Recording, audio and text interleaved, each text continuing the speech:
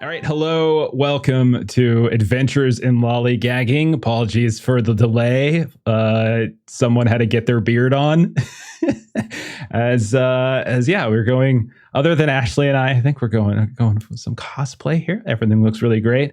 I've been making people feel very sad the past 2 days, so it's nice that we're all laughing again. So it's great. I ordered something, but it didn't come in time for today. Well, sadly, and who knows? So might not be necessary. See, I feel bad saying that sort of stuff, but I know it's oh well. Thank you, Three-Eyed Cat, for those bits. They're definitely going to need them. If you didn't watch last session, we burned through the entire reservoir of audience boosts as they fought a Nazgul, and are still going to be at the start of this session reeling from that fight. So they're going to need it too, because there are some very important roles that we're going to have within the first about 20 or 30 minutes of the session. We'll get to that in a moment. Before we get started, though, I do want to make a quick announcement, as we do have a giveaway today, as we're going to be giving away a Game Master's Journal from Beetle and Grimm's. If one of y'all can go ahead and drop that link in the chat so folks can follow the link and see what it is. But it is a beautiful little journal for like world builders, for game masters, all sorts of folks who sort of involved in TTRPGs. It's got sections for like for pre-game prep, for campaign planning, for encounters, characters, NPC building, tips for safety tools that our very own Maitre helped with. So go take a look. We're going to do the giveaway like we usually do. It'll be somewhere in the middle. Because we want to draw you in, keep you here for as long as we possibly can, get you invested, and then we will go ahead and do the giveaway. But somewhere around the midway, we'll kind of walk through it then. But go ahead and take a look now. It looks really cool. And yeah, so that's the first thing. Wow. Aaron just dropped 1,000 bits for the Fellowship in Melissa's next character. So... and 1,500 message from Token there. Purist. yeah, oh my gosh, Token Purist. I didn't even say that. Thank you so much. That's so very kind of you. I'm assuming those are 5 complications for the GM as opposed Sure, you to still have 1,500. Specifically says for the Fellowship. I do, in fact, have a large number of complications to throw at the party. So that's great. Okay, so why don't we do we'll do a quick roundtable really fast, and then we'll dive in. I want to do a full accounting of the Fellowship.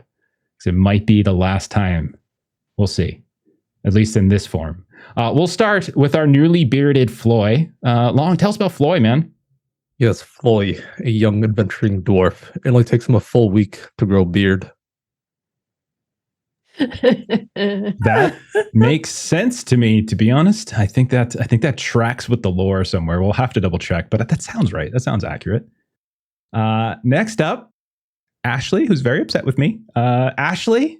it just had depressing homework. It's fine, guys. We're fine. It's been a rough fine. day. I'm okay. Anyway, I'm playing Gilly Kettlegrass. She is our Bree Hobbit. She's a scholar, and she actually had to do like her second attempt in the entire campaign of like close up fighting with her sword. Yep. Did not go very well for her. Nope. And Yeah. I mean, I always like those wargs because they have that leap ability, but then also I think Gerwin got on you as well. So between the two, you had some folks on top of you. Gerwin and Irinial. And Irinial was charging at you and tried to punch you in the face. Which is why she's getting kicked out of the Fellowship. So even if she survives, she's getting kicked out for PvP. I think that's the rule, right? Is that Adam? Oh. Adam, thank you, man. Appreciate that. Adam threw us out some bits. And if I recall correctly, Adam, I think over on Grim and Perilous Plays, I think you all are testing out the Lord of the Rings 5th edition version tonight, right? I think that's what you're doing later. So later tonight, go check them out if you want to see some more Middle Earth stuff. All right, next up, we have the woman of the hour. We have Irinial. Melissa, tell us about your dearly departed ranger. My currently still present ranger, Ranger of the North Champion. She had a whole lot going on. If she is to make it out of this, she's going to have another shadow scar. And she's got some pretty major wound on her leg and a pretty major wound across her chest, and she's not doing very well.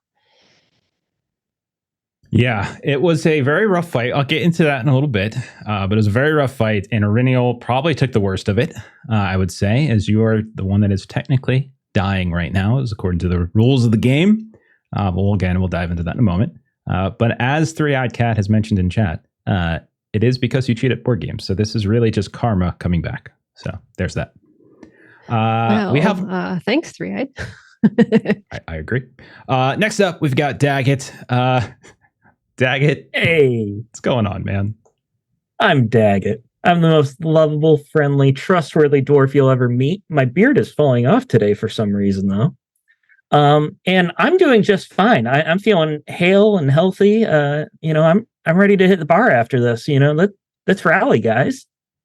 Yeah. Daggett and Floyd got to run into the fight late.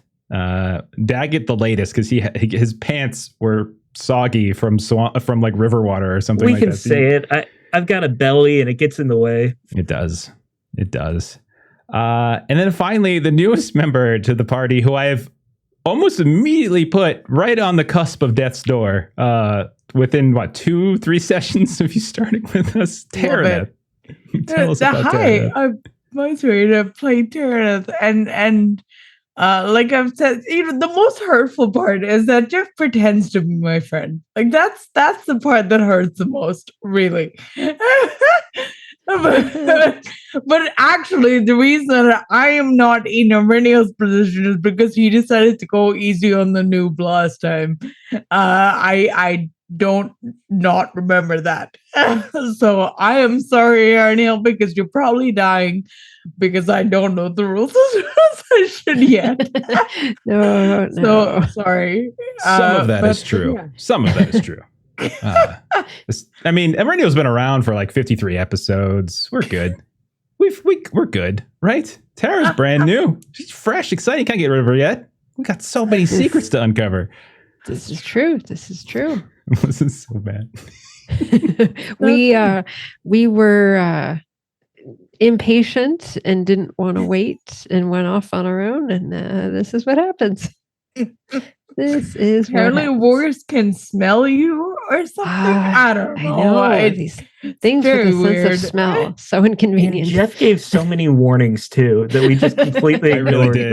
I really did. I bent over backwards. I had like 3 or 4 of them at least. Like super blunt too. Like I wasn't even beating around the bush about it. But nope. That's what you guys wanted to do. So that's what you did.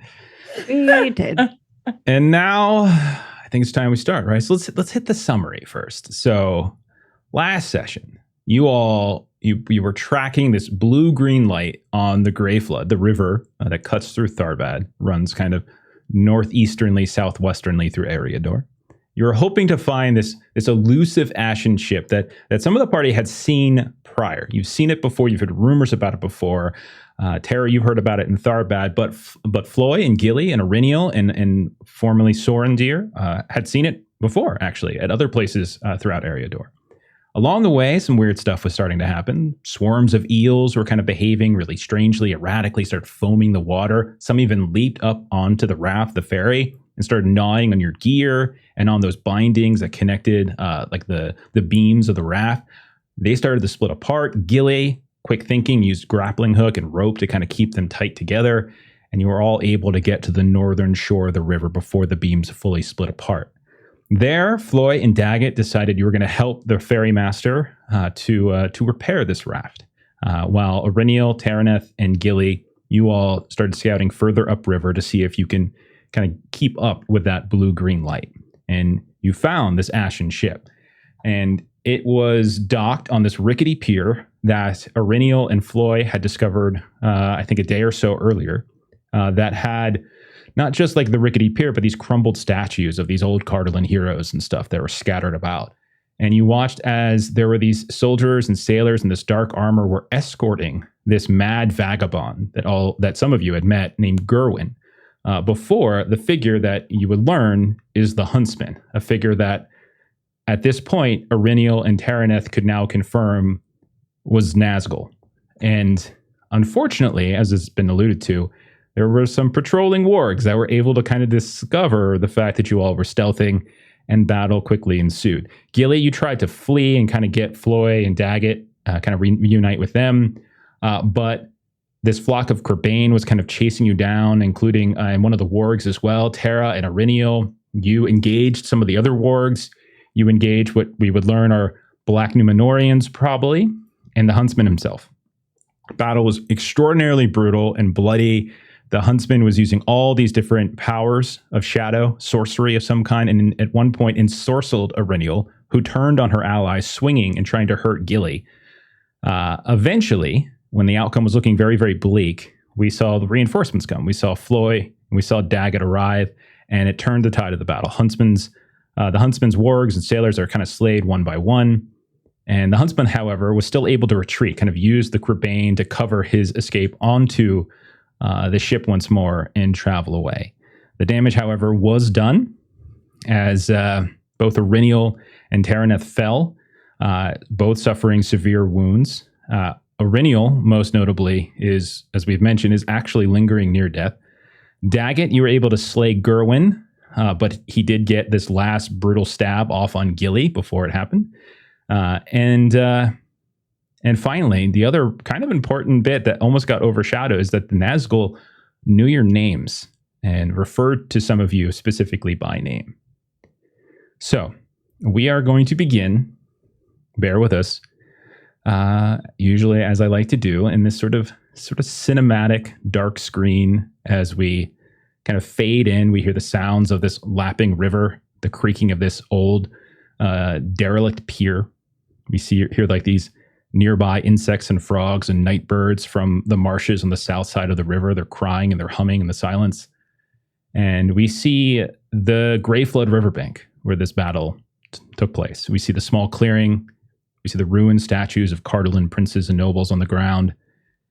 And we can see a few steps away, their descendants, Rangers of the North, as we've come to know them, are wounded and in some cases broken. There's the stench of blood and death heavy in the air. And we see the bodies of defeated wargs, these Black Numenorians, the mad vagabond Gerwin. They're twisted, they're hewn, they're lifeless. In the distance upriver, we pan in that direction and we see that green-blue lantern continuing to drift further and further away, getting smaller and smaller, signaling the Huntsman's retreat. We pan back for a moment to Gilly, Daggett, and Floy. You're standing over top of your fallen friends. Gilly, you're bleeding pretty painfully from this dagger wound in your side. You hear that sound of ice is still kind of crackling in this sort of insidious way. Your eyes are kind of blurring. Your vision's kind of swirling a bit. Daggett and Floy, you take a look at Terraneth, and you can see her wound. It's vicious, but at the same time, the two of you have been in enough battles to know that it's not necessarily mortal. Auriniel, however, is unconscious, but writhing. And the two of you are fairly sure that she is dying. You can tell that the wounds, at least one of them, has similar sort of kind of this blackness, this infected blackness that swirls around it that you've seen in some other wounds throughout the campaign. So we are going to, as we sort of stare down at Auriniel for a moment, we are going to kind of fade out of that moment. We're going to come as everyone's sort of lingering and looking over these two. And instead, we are going to fade in fact, on sort of a very familiar forest that pretty much everyone here has been to. And I would say Floy and Gilly, Daggett, even to some degree. Auriniel, you would recognize, is the Chatwood. The leaves have started to turn. Oranges and yellows are overtaking the greens. There's this light chill that's riding the breeze as it's sifting through bough and branch. We follow that breeze and we settle in on a cottage. Again, a cottage that some of you are quite familiar with. It is the cottage that we know is kind of still in progress at this time. And we see a familiar face, Talendil, tall, proud, brown-gray hair, kind of stirred by this breeze. we see he's swinging this axe down through a log, splitting wood. And he's kind of still grimacing from these wounds that he took long ago, 2 years ago at this point, at Fornost, when you first met him. He sets the axe aside for a moment, and he waves and he smiles a bit. And we see that he's waving at an approaching Eryniel. We see her hood is down, and we can see that her blonde locks are showing. And the two of them kind of shake hands, do an embrace. Short time later, Marimben arrives. She has a staff across her shoulders. We can see rabbits hanging from them, recently caught. And we kind of shift inside the cottage a few moments later, and we watch as these three rangers begin to share a meal and share stories and even laugh. And after a moment, Talendale speaks. And this is a conversation that some of us were privy to, but he says directly to Eryniel now, kind of looking across the table. And he says, "Why do you not journey with them? If it is your people you seek, such an opportunity was presented to you. Want to be with them and to take on a mantle of leadership. Why did you turn away?" And Eryniel responds, I allow myself moments to ponder time with others, but I always return in my thoughts to the evils that loom and the steps that must be taken to deal with it. We try to tell the folks we come across what we know and how they can be of assistance, and they can choose to help or not. But settling somewhere does not appear to be my path. My path is one of peril, and I hope some success. So at the table, Marimben's been kind of quiet, but Talendale gets like this really wry smile, and he looks over at her. And he says, "It sounds like someone I once knew," as he stares at her. And surprisingly, for those of you who are familiar with Marimben, she actually returns that smile. But Talendale continues, and he says, "Do not deny yourself time with others. Yours does not have to be a lonely existence. You come from a line of people, kings, kingdoms, communities. There's nothing that replaces this. There's nothing that fills the void of kinship. Duty is important, but it is not all." That is why I seek out these moments of camaraderie when the opportunity arises. And Eryniel kind of sits up and sets her drink down and says, "Enough this talk of duty and feelings. I propose a contest."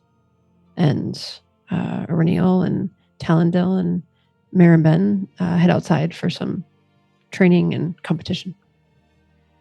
And we start to hear it before we see it, the sounds of arrows kind of whistling through the air and then slamming into something. And a short while later, as the sun's kind of fading in the west, we see the three rangers are kind of standing outside, and they're firing arrows into this nearby target, this propped up sack of dirt and leaves. And we see Talendale kind of walk away from Eryniel and Marimben, and he's retrieving the arrows from the target, his hand kind of brushing Marimben's as he walks past. And when he is at an earshot, Marimben actually speaks. And she looks at you, Eryniel, and she says, "You speak of your companions and how they've been drawn to the shadow. I know something of this. You met me in my darkest days, when shadow had long hardened my heart, not just against kingship, but also against love."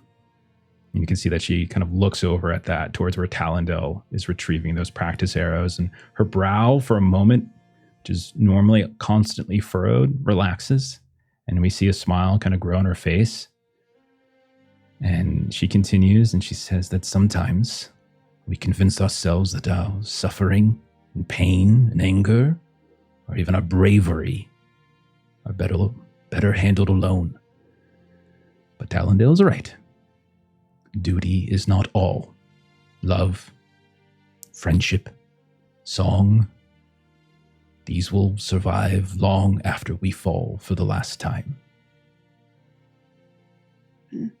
Eryniel slowly nods her head, and she kind of goes toward Maribem, kind of squeezes her forearm, which is about the closest that she'll come to an embrace with Maribem.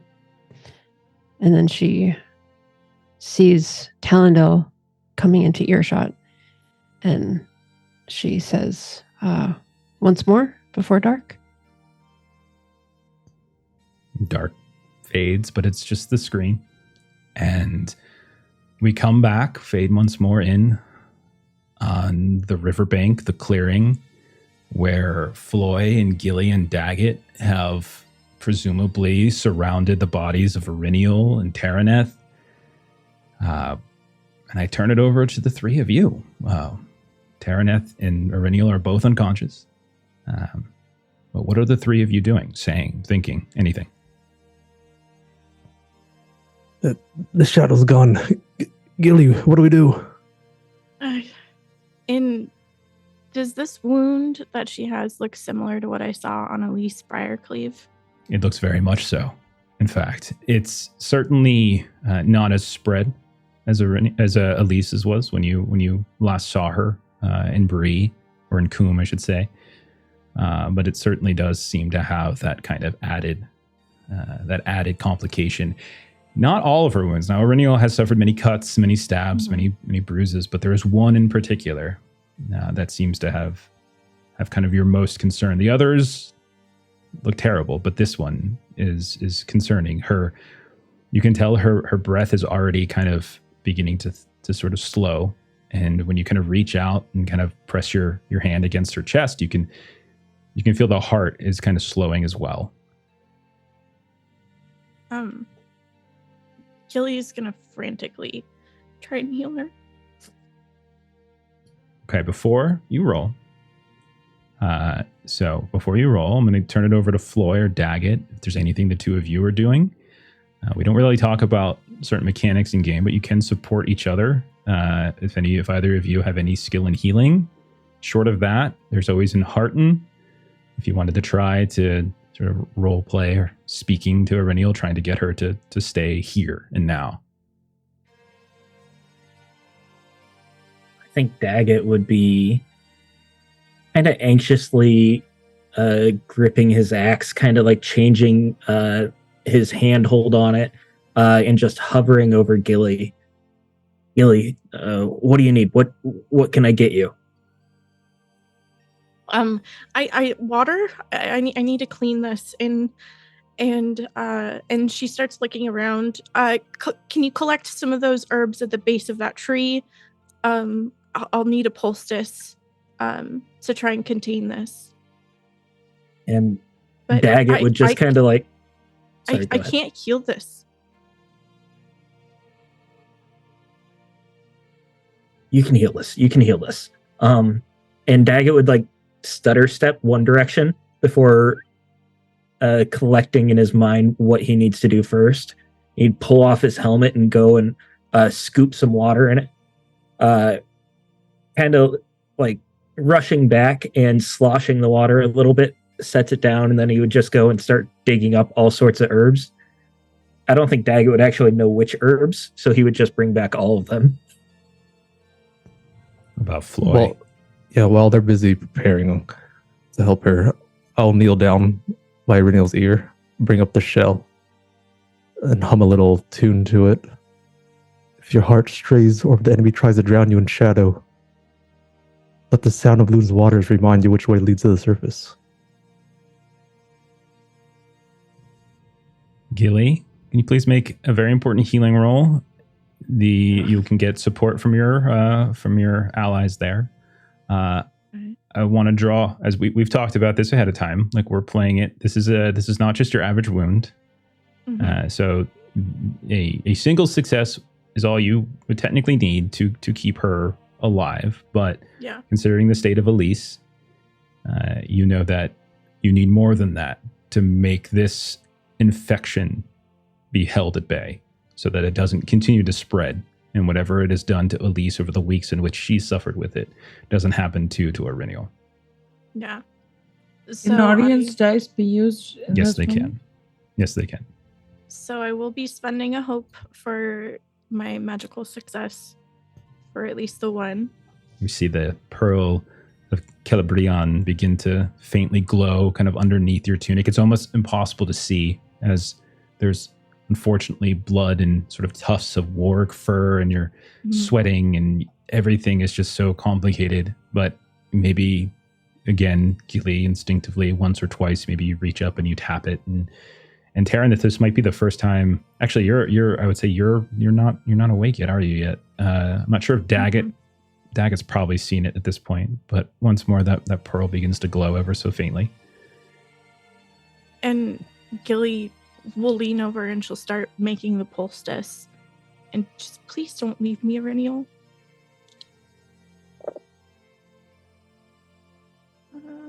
And we got an extraordinary success. Okay. So Daggett comes rushing back with the water sloshing in his helmet. Floy is kind of almost laying down next to Aurelial, got the shell up against her ear. You take whatever Daggett hands you from the herbs and you kind of quickly look through them, toss the ones aside that are weeds or not useful here, and the others you kind of mash into your kind of like your little pestle that you have. And you do your best to sort of find it into the wound, right? You just push it down and push it down. And between the cleaning and between pushing the poultice into her wound, you kind of wait for a moment, and there's no immediate reaction. Like, you don't see suddenly the wounds suddenly stitch themselves up. It doesn't work like that. But as you're just kind of sitting there, and the three of you are just kind of waiting, Gilly, your hand maybe on her chest or over her mouth, you do feel her heart begin to beat just a little bit more soundly. And you can, in those of you that are just kind of looking, so Floy and Daggett, you can see her chest begin to rise and fall a little bit more steadily, not stuttering as much as it was prior. And Gilly, you've done everything in your power, and even things beyond your power. And at this point, you think there's nothing more you can do. And it's just a matter of, will she wake up? You know that you spent most of your time on Aurelial, but then you look over and there's Tara. And you haven't known her that long, but you at least have taken well to her, and you know that she is dear to Aurelial, but she also is sort of suffering. You can see that she has a very large kind of gash along her back where one of those black Numenorian sailors kind of cut through her. It's the type of thing that honestly reminds you ever so slightly of the wound Talendale suffered in Fornos, as he was kind of slashed across the back by this wraith that you were kind of retreating from. And it took a very long time for him to recover, but you are far better at healing now than you were 2 years ago. So if you would like to make a healing test on Taraneth, this isn't so much this isn't to save her life, but maybe to ease her recovery.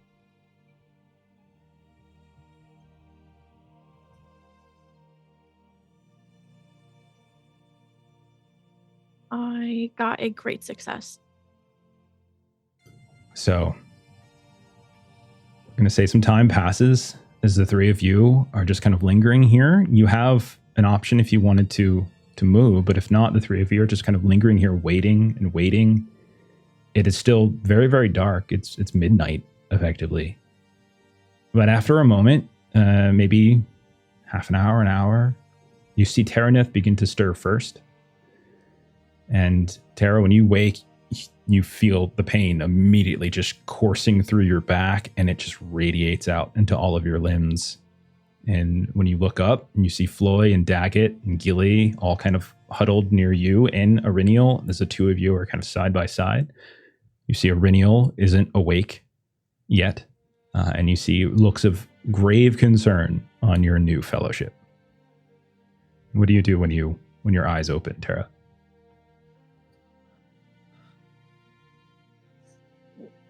What happened? Did we get them? Did you get them? They're gone, and she fell. She fell? And Tara's gonna turn to look at Renil. Do I see her breathing? Yeah.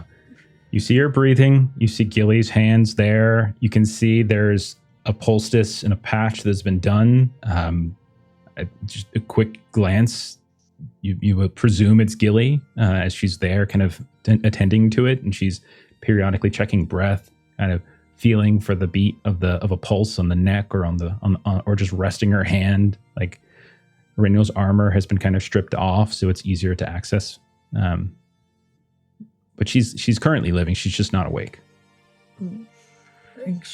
Tara's gonna pull herself up to whatever semblance of a sitting or kneeling position she can, given the state that she's in, and just sort of be over Renil right now, and just kind of join this troop of people who are gravely worried.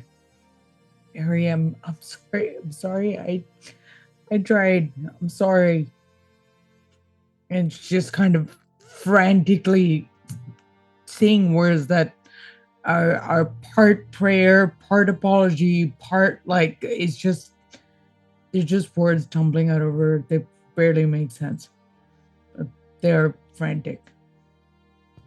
And at some point in the middle of that sort of frantic words, you see a flicker. I'll say Gilly probably first is your most carefully attending, but then the dwarves and Tara as well. You see a flicker, the eyelids a bit. You see the hand of Aurenial begin to sort of shift and move and just sort of stretch out. And Aurenial, your eyes open and you see your fellowship around you. You are in terrible pain. There's actually, in some cases, numbness and a sort of eerie sense of it. But you are awake and you see everyone around you.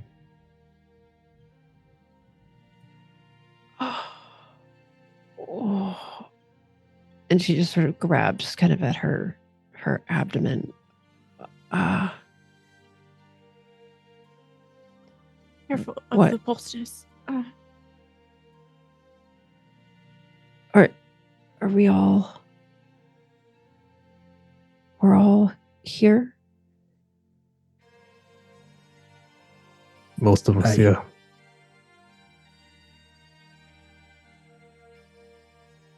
And she'll kind of look down and kind of grab Gilly's hand. I can imagine I'm only here because of your skill. Thought I lost you. I'm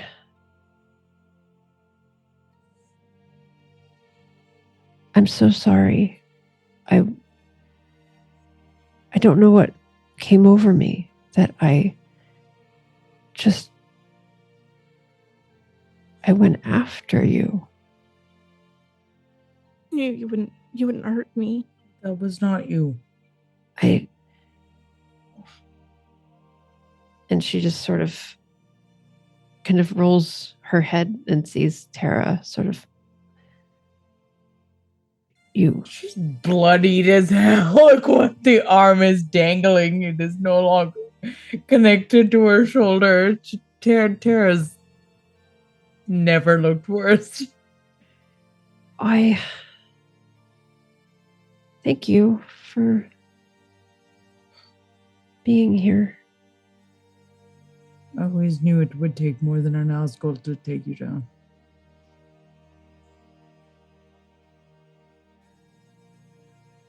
And she'll look over to Floy and Daggett. To take care of. Oh, the shadow? No. He got away. He could be coming back with more. I don't know what he's up to, but we should probably leave the area. Floy, we should craft something to help carry Aurenial. She shouldn't be jostled.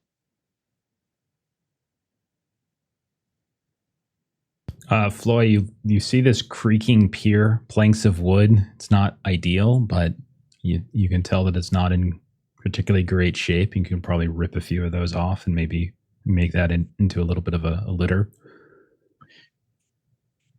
And at this Good point, idea, I would Gilly. say that green-blue light is no longer visible. It is completely gone from vision.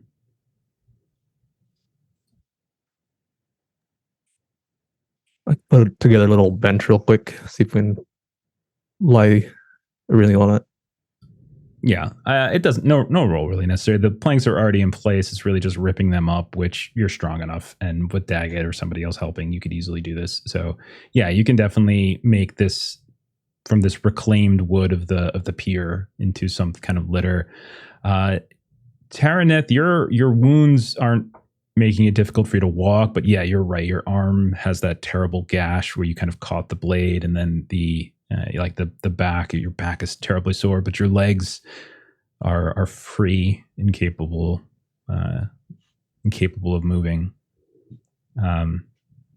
It is late. It is midnight. You're not that far from Tharbad, even on foot. You're thinking 2-hour walk, maybe at most, if not less, because you're carrying a litter, because you're on what looks like the side of the river, and it is dark. But you could make it back. You'd still have a few hours. I would say it again, it's around midnight. You still have 5 hours or so before sunrise.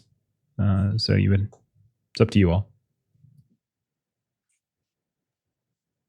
I do not need assistance to make it back, so all of you can focus on getting Aurinial, carrying her. I do not think I'll be able to help you carry her. It's fine. If you could lead the way back. I can do that.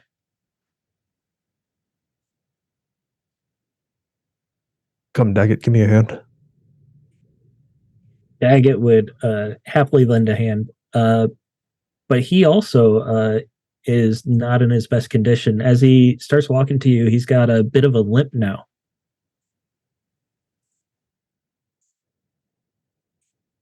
That happened during the fight. More or less. I rolled my ankle on the run. I am sorry. Nah, it's nothing. It's nothing. So the two dwarves take either side of this litter, helping Aurinial. Taraneth, you get out in front. Gilly, I would imagine your lantern might be getting some use to help kind of guide the way. The way back is not difficult. Following the river takes you there without much issue. It does take a couple of hours. There are no difficulties when you hear the occasional sound of like a bird flying overhead, or the sound of a cry in the distance of something, usually across the river on the south side in the direction of where Swanfleet is and everything. When you return to Tharbad, though, it is still hours before sunrise. It is not yet daytime. Tara, you would know this, but the rest of you, to a degree, would also kind of be aware that, in some ways, going in through these outer districts, which is the most direct path in, is you're supposed to stay away from the outer districts at dark. But at the same time, traveling all the way around to one of the causeways and to go up and through one of the gatehouses, the guardhouses, would be a tedious waste of time. And Aurinial and others need rest. So what would you do? Would you just make a beeline for it, or would you spend extra time trying to be careful and precise with how you re-enter the city? For reasons that she will share later, Tara is pretty comfortable just not being secretive. Okay. And I just think gonna be Floy lying. and Daggett were just planning on following Tara since she knows the land. Okay. So you start pushing into the outer districts, and all of you have heard, or maybe in some cases seen, some of this. And they're fraught with ruin. can see these old pillars. There's walls that have kind of laying in piles and various fractures. Everything's kind of overgrown with vegetation as well. There's these gnarled trees kind of sprouting up from abandoned plots of land. Branches are kind of swaying in this surprisingly cold breeze, as if autumn has come early.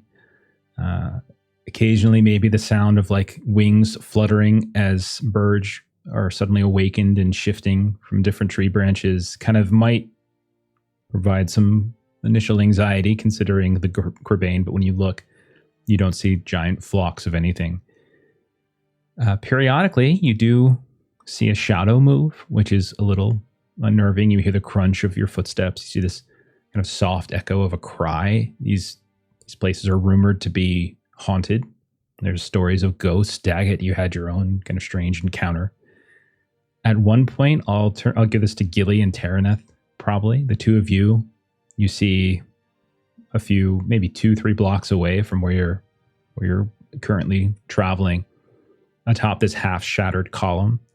You see this figure that's just watching you, and they're coated by this very kind of faint moon or starlight, and they're just kind of watching as you go until, if you're staring at them, they just disappear. They just sort of fade. In the distance, as you look up, you can see the many candle lights of the Red Palace kind of guiding your way. So even if you kind of get lost through some of the overgrowth and some of the buildings, you kind of know where you're going. And I'm just going to roll one quick check here. And you do manage to get to the inner portions of the city without having run into any of the kind of patrolling guards, or maybe they're just kind of quieter at this time of night. Where would you be heading? Titus says if there's nowhere else that anyone specifically wants to go. Yeah, that's fine. Okay. All right. Any other business before we get there, or is that all? We're just going to get right there and kind of get a rest. The streets are very, very empty. You don't really see anybody around. It's all very kind of solid. There's not much at all. I'd just like for Tara to have just a second chatting with Gilly on the way back, if that's okay. Absolutely. Go for it.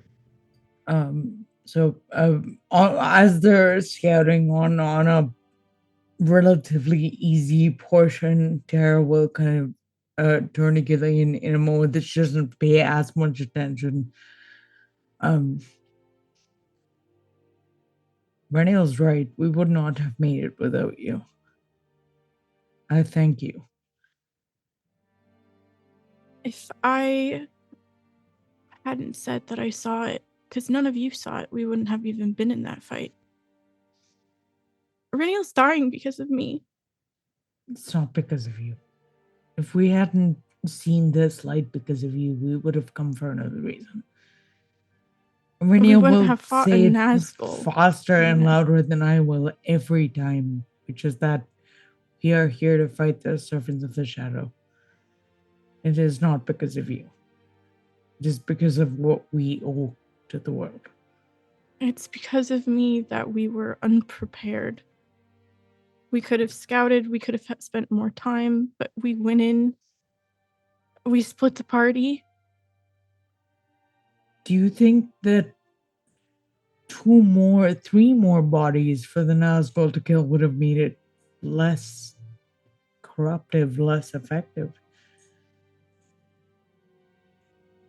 Floy and Daggett turned the tide of that fight. I almost died.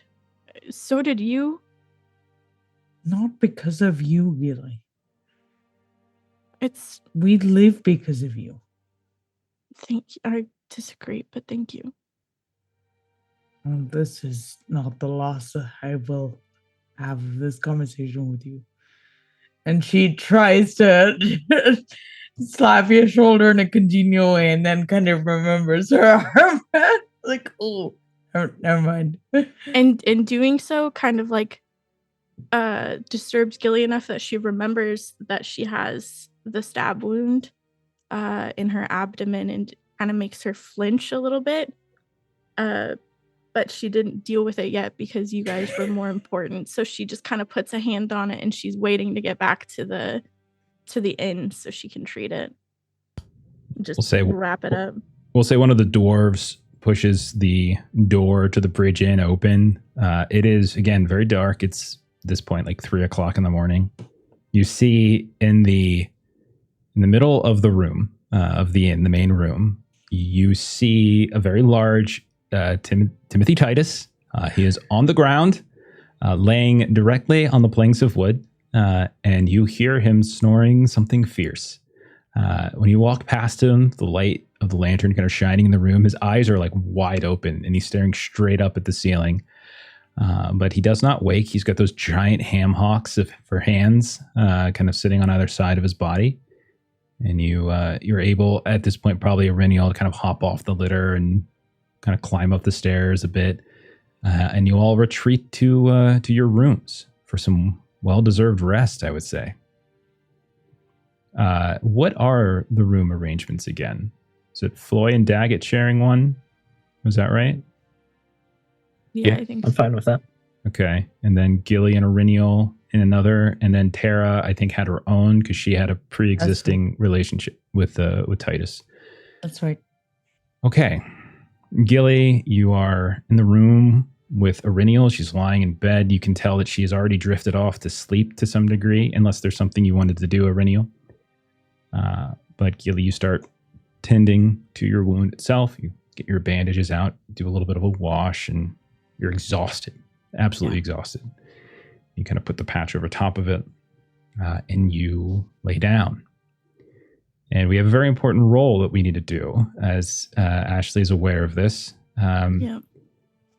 Because that blade was poisoned. And so we need to actually, at the end of the day, roll for endurance loss. I'm going to do this out in the open so that you can see it. Can you remind everyone what your current endurance total is, Gilly? I currently have 4 endurance. Okay. So the rules for poison are that it's at the end of the day, you roll for endurance loss. And at the start of the day, once it kind of becomes clear that there is something poisonous and infected about the wound, at the start of the day is when you do the heal roll to remove it. So the other thing is that if you are reduced to 0 endurance from poison, you also go into the dying condition. Yep. So we double checked this. We went through this. Be careful with it. So I'm going to roll this in the open so that Gilly can, so that we can kind of get an idea of what's happening. So this is for everyone's going to be able to see it. Ooh. Gilly, you're laying down, turn the lantern off. You hear the soft, I imagine she's not in bed. She's actually kind of hunched in a chair over Irenial. Okay. You're hunched in your chair. Your Irenial's there in front of you. Like, do you maybe have the lantern kind of faintly lit then, so you can still kind of keep an eye on her? And your breathing is becoming a little erratic. Your wound is aching, and that crackling ice sound becomes almost overwhelming. As it, again, maybe that's contributing to you being awake, maybe it's not. But as this sound continues, your eyes occasionally drift, your head drops, it comes back up. And when it comes back up, the room is a little dimmer than it was moments before, and it's also very cold all of a sudden. So much so that we can see the breath from your mouth beginning to kind of expel. And there's weird shadows all throughout the room, and you can see that there is something moving about in the shadows. And your eyes are still having, you're still having that strange blurred vision. And suddenly it becomes clear. And you see Sorendir as he's just sort of crouched down in a corner. He looks different though. His skin is actually paler than it normally is. You can see that there's ice that has sort of formed at his joints, at his shoulders, at his elbows. You can see some kind of gristle kind of hanging down from his chin, and he is kind of moving a bit, and you notice that he is carving words into the walls of your room. You don't know what they're saying. You're not sure, but you recognize the lettering. You know it's not Elvish. At a certain point, almost instinctively, you don't even realize maybe you've been holding your breath and you kind of cough, and suddenly he turns like he didn't know you were there. Like, and he looks up at you, and you can tell he's got this twisted face as he stands, and he basically towers over you at this point. He begins to slowly kind of creep up in your direction, and you hear his voice, and he just kind of screams out at a volume that should wake Eryniel and anyone else in the end, really. And he just says, "Foolish hobbit! You're useless. You never should have come. You're a liability. We're always trying to save you, and now look what you've done." But there's something about his voice that's different. It's like raspy, and you see flecks of like grime and ice flicking out of it. And then he seems to kind of reach his arm over his head, and you see kind of forming from this fist, you see this spear, this icy spear, and he lunges down at you. And everything goes black. Gilly, what is going through your mind? Where do we come back? Where are we? So when you come back, we're in Bree, specifically in her parents' kitchen. And she's sitting at the dinner table, and she's got both of her parents on either side of her, and she's happy. She's back home. She loves returning home and telling her parents of the adventures that she's had with her friends, and informing them of just what did she learn, what did she encounter. She's so excited. She's got an appointment with Oswald Breaker tomorrow to inform him of everything that we've learned, and to add to his collection of her adventures. And as she's sitting there, the hearth is warm and she's happy. And there's a knock on the door, and suddenly there's Floy, Eryniel, and Sorendir. They've been invited over for dinner, and she's laughing as she's watching Floy speak with her father, and poor Sorendir feeling uncomfortable and out of place in this tiny home. And but her heart is full, and this is what she fights for, is to keep the darkness away from the hearth of her home, from her loved ones. And then, surprisingly, there's another knock on her door, and suddenly there's Daggett, and he's amongst them. And he has this silly gemstone that he gave her, that he presents again, that is from the Great Sweet Grasses, from when they defeated a dragon. And he sits down and he starts to regale this story to her father as he presents it to them as a new family heirloom that he discovered for them. Definitely not a proposal. And then from there, there's another knock on the door. It's a little bit more hesitant, but it's Tereneth. And she's there with Marimbem and Talendel. And they get to sit with Eryniel as Eryniel's family comes to join us. And Gilly is just so terribly happy to have a large family, because she's always wanted that, but she's never had any siblings. And since leaving the Shire, they've been a little bit more insulated than normal, but they're so happy of their Bree heritage, because Bree folk know that they're simple folk. They enjoy a warm hearth, and they enjoy their friends and family, and that they know that's worth fighting for. So as this scene around your beautiful table, just food galore, decadent, we see bottles of goat's milk everywhere. Floy, Daggett singing, laughing. We see Sorendir, actually, at some point, smiling. We see Tara and Eryniel in full health, the glow back in their skin. But then, Gilly, you hear something. You hear that crackling come back. And it's at first it's very faint. And you kind of look over and you think maybe it's just somebody scraping a plate.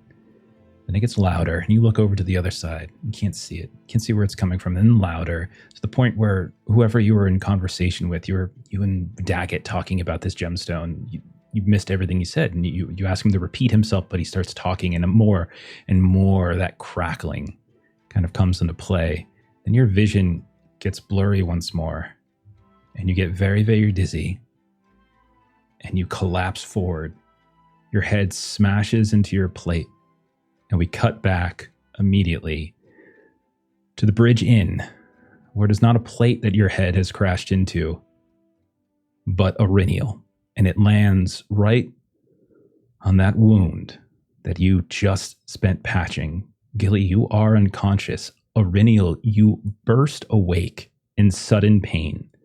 And you see Gilly is just like a rag doll over top of you. What do you do? Oh, what? Ow. Ow. Gilly. Gilly. Gilly? And everybody will just sit up and kind of try to lift Gilly up to examine her, because she didn't get a good look at her at all after. And when you look at her, you notice that she, everyone's shirts have been closed and belongings have been torn from the battle. And although you've cleaned up a little bit, you all haven't done full cleaning. And so her kind of tunic, her blouse is ripped aside, and you can see that there is a bandage over top of a wound. Not sure how much Rinial would remember of that wound, considering the state you were in the battle.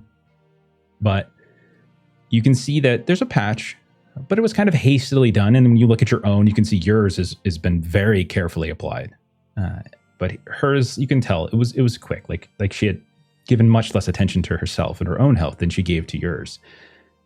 But as you peel it back, you get a terrible whiff, and you realize that the wound is seeping, and you can see this kind of strange discoloration, not dissimilar from poison-tipped arrows of goblins or the poison-tipped blades of orcs. She's poisoned, and in all the commotion, all the time, and all the exhaustion, she didn't necessarily pick up on it. And when you see that, and you kind of hold her, she's ice cold, almost supernaturally so. And she's also not breathing, and not well anyway, very labored. And she too is you try to shake her and wake her, to get some water from a basin in the room and put it on her face. None of it brings her back. She is drifting, and she needs immediate attention. Now, when I say immediate, I don't mean that you have to do this right this second. You have allies and friends in the hall, but you know that if something's not done, like the poison perhaps has reached her heart, it's kind of gotten into the bloodstream, and if you don't do something quickly to stem it, if you don't do something quickly, Gilly might not make it. Gilly, what? Oh, you're always looking out for the rest of us, and just hold.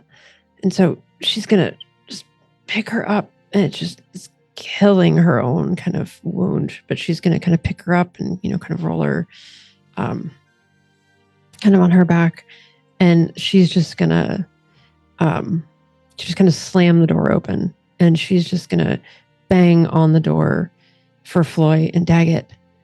And she's going to bang on the door of Tara. Get up. Now, get up.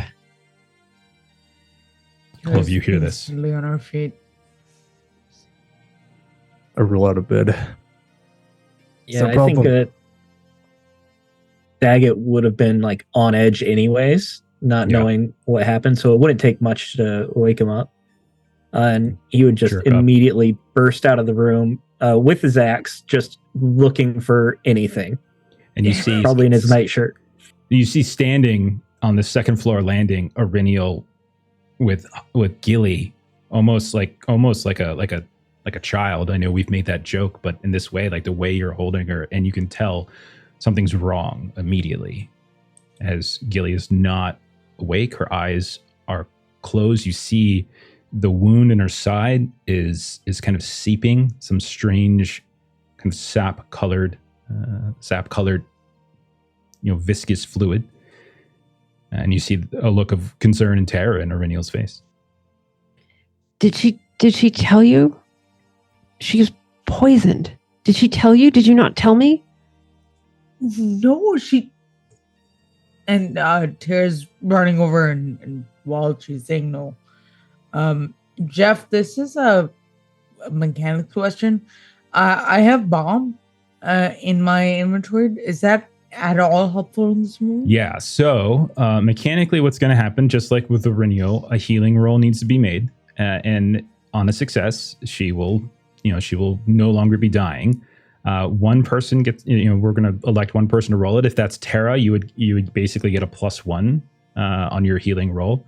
If anybody else has any other healing things, that's fine too. Gilly's is different. Gilly's got a magical item, the Pearl. So that's a sort of like an automatic success. Yours is just an extra D6. So that's what the bomb would give you if you are the one that rolls it.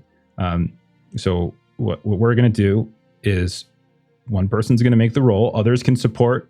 I'm totally fine with that. And you guys can describe how you want to do it. And then we're going to let the dice fall where they may. Yeah.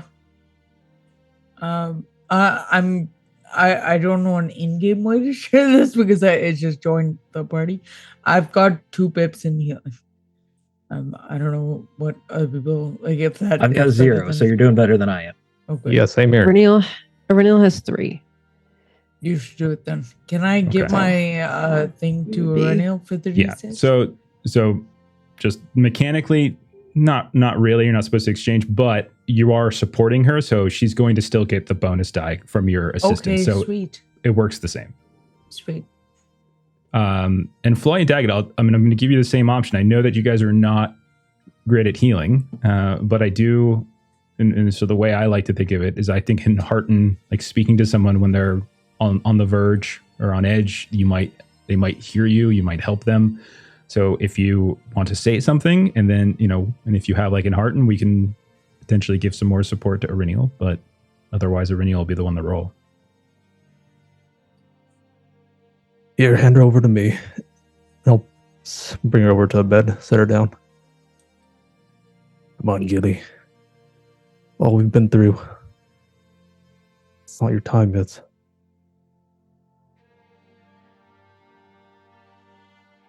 Gilly, I don't have much family. I don't want to lose a sister.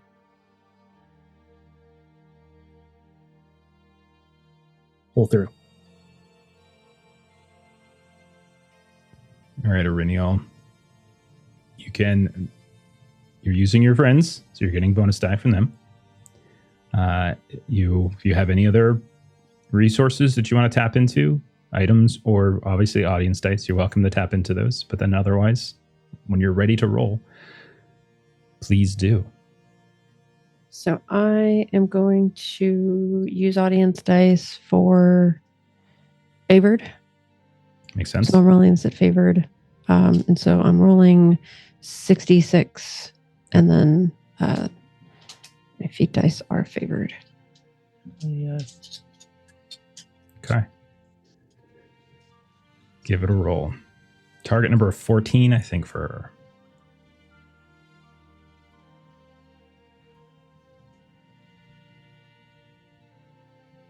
This will be a extraordinary success. Got 2 6s.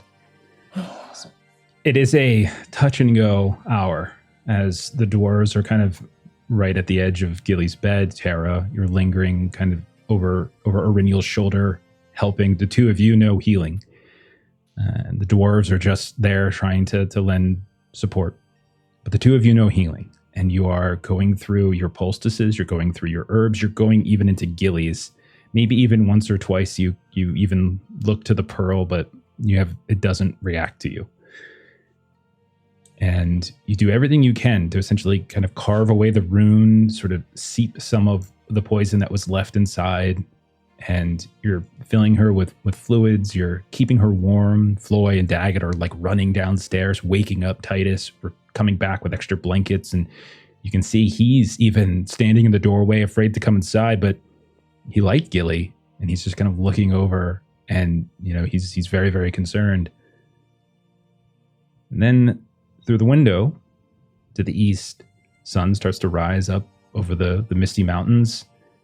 We see the light begin to wash over the outer districts of Tharbad, the ruins over the keep, and then a little bit into the room that you're all in. And with it, we see Gilly's eyes open. Gilly, you see all your friends huddled around you. You see Titus kind of lurking in the hallway. And you feel a great pain, obviously, and disorientation in the memory of Sorendir's, that moment, that vision, that harkened back to your time when the two of you were trapped in this cell in the depths of Othrengul. But you are awake. What do you do? Gilly. And Aurenial doesn't do as much healing as Gilly does. And Aurenial, just immediately seeing Gilly's eyes open, is just going to just burst into tears and hug you really tight, which is probably very painful for both of us. Why are you out of bed? You should be resting. You did not tell us you were poisoned. We cannot help you if you don't tell us. I didn't know. I was just stabbed. If you hadn't been sitting on my bed, I wouldn't have known.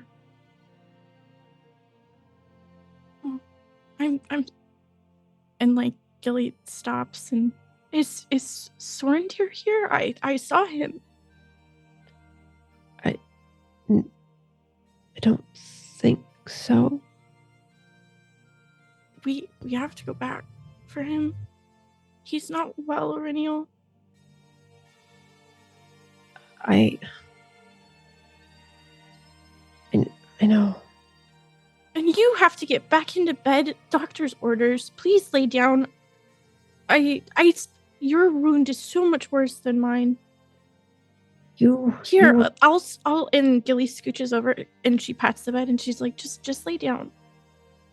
While this is happening, Tara has kind of stepped back to give them room and is giving Daggett and Floy meaningful looks to go over, hoping that they pick up on what she's saying wordlessly.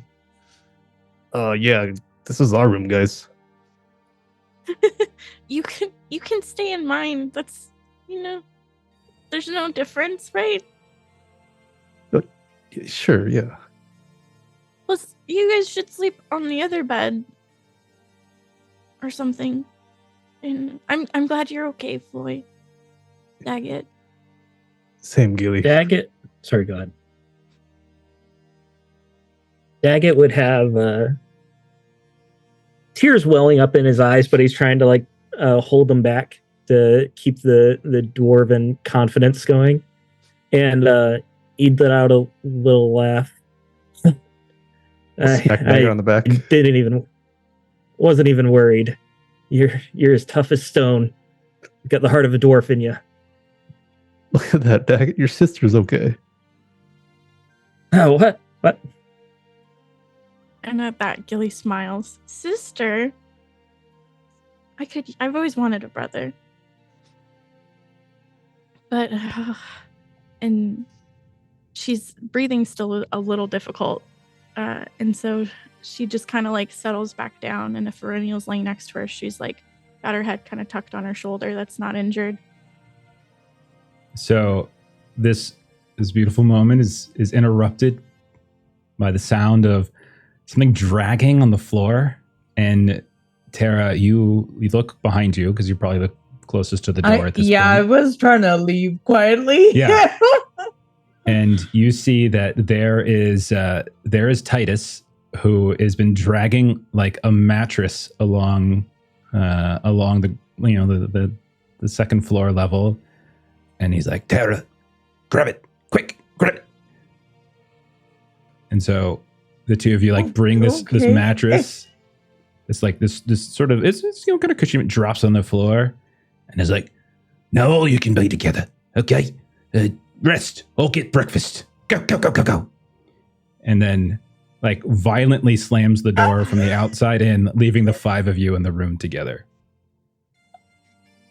Tara's gonna turn and look very apologetically at all four of them. Iriniel sort of makes eye contact with Tara, and she kind of looks down at, kind of Gilly, kind of resting on her shoulder, and she just... Ari and Tara have shared moments together in the past, and so Iriniel just sort of kind of winks at her that she would, were she not wounded and had an almost dead friend at her side, she would give her a hug. But for now, Get some rest, guys. Yeah, we'll return the smile and maybe using the excuse of the severed arm, but either way, staying sort of closer to the door and trying as much as possible to let the four of them have their moment. And feeling very fifth wheel about this whole thing. Sure.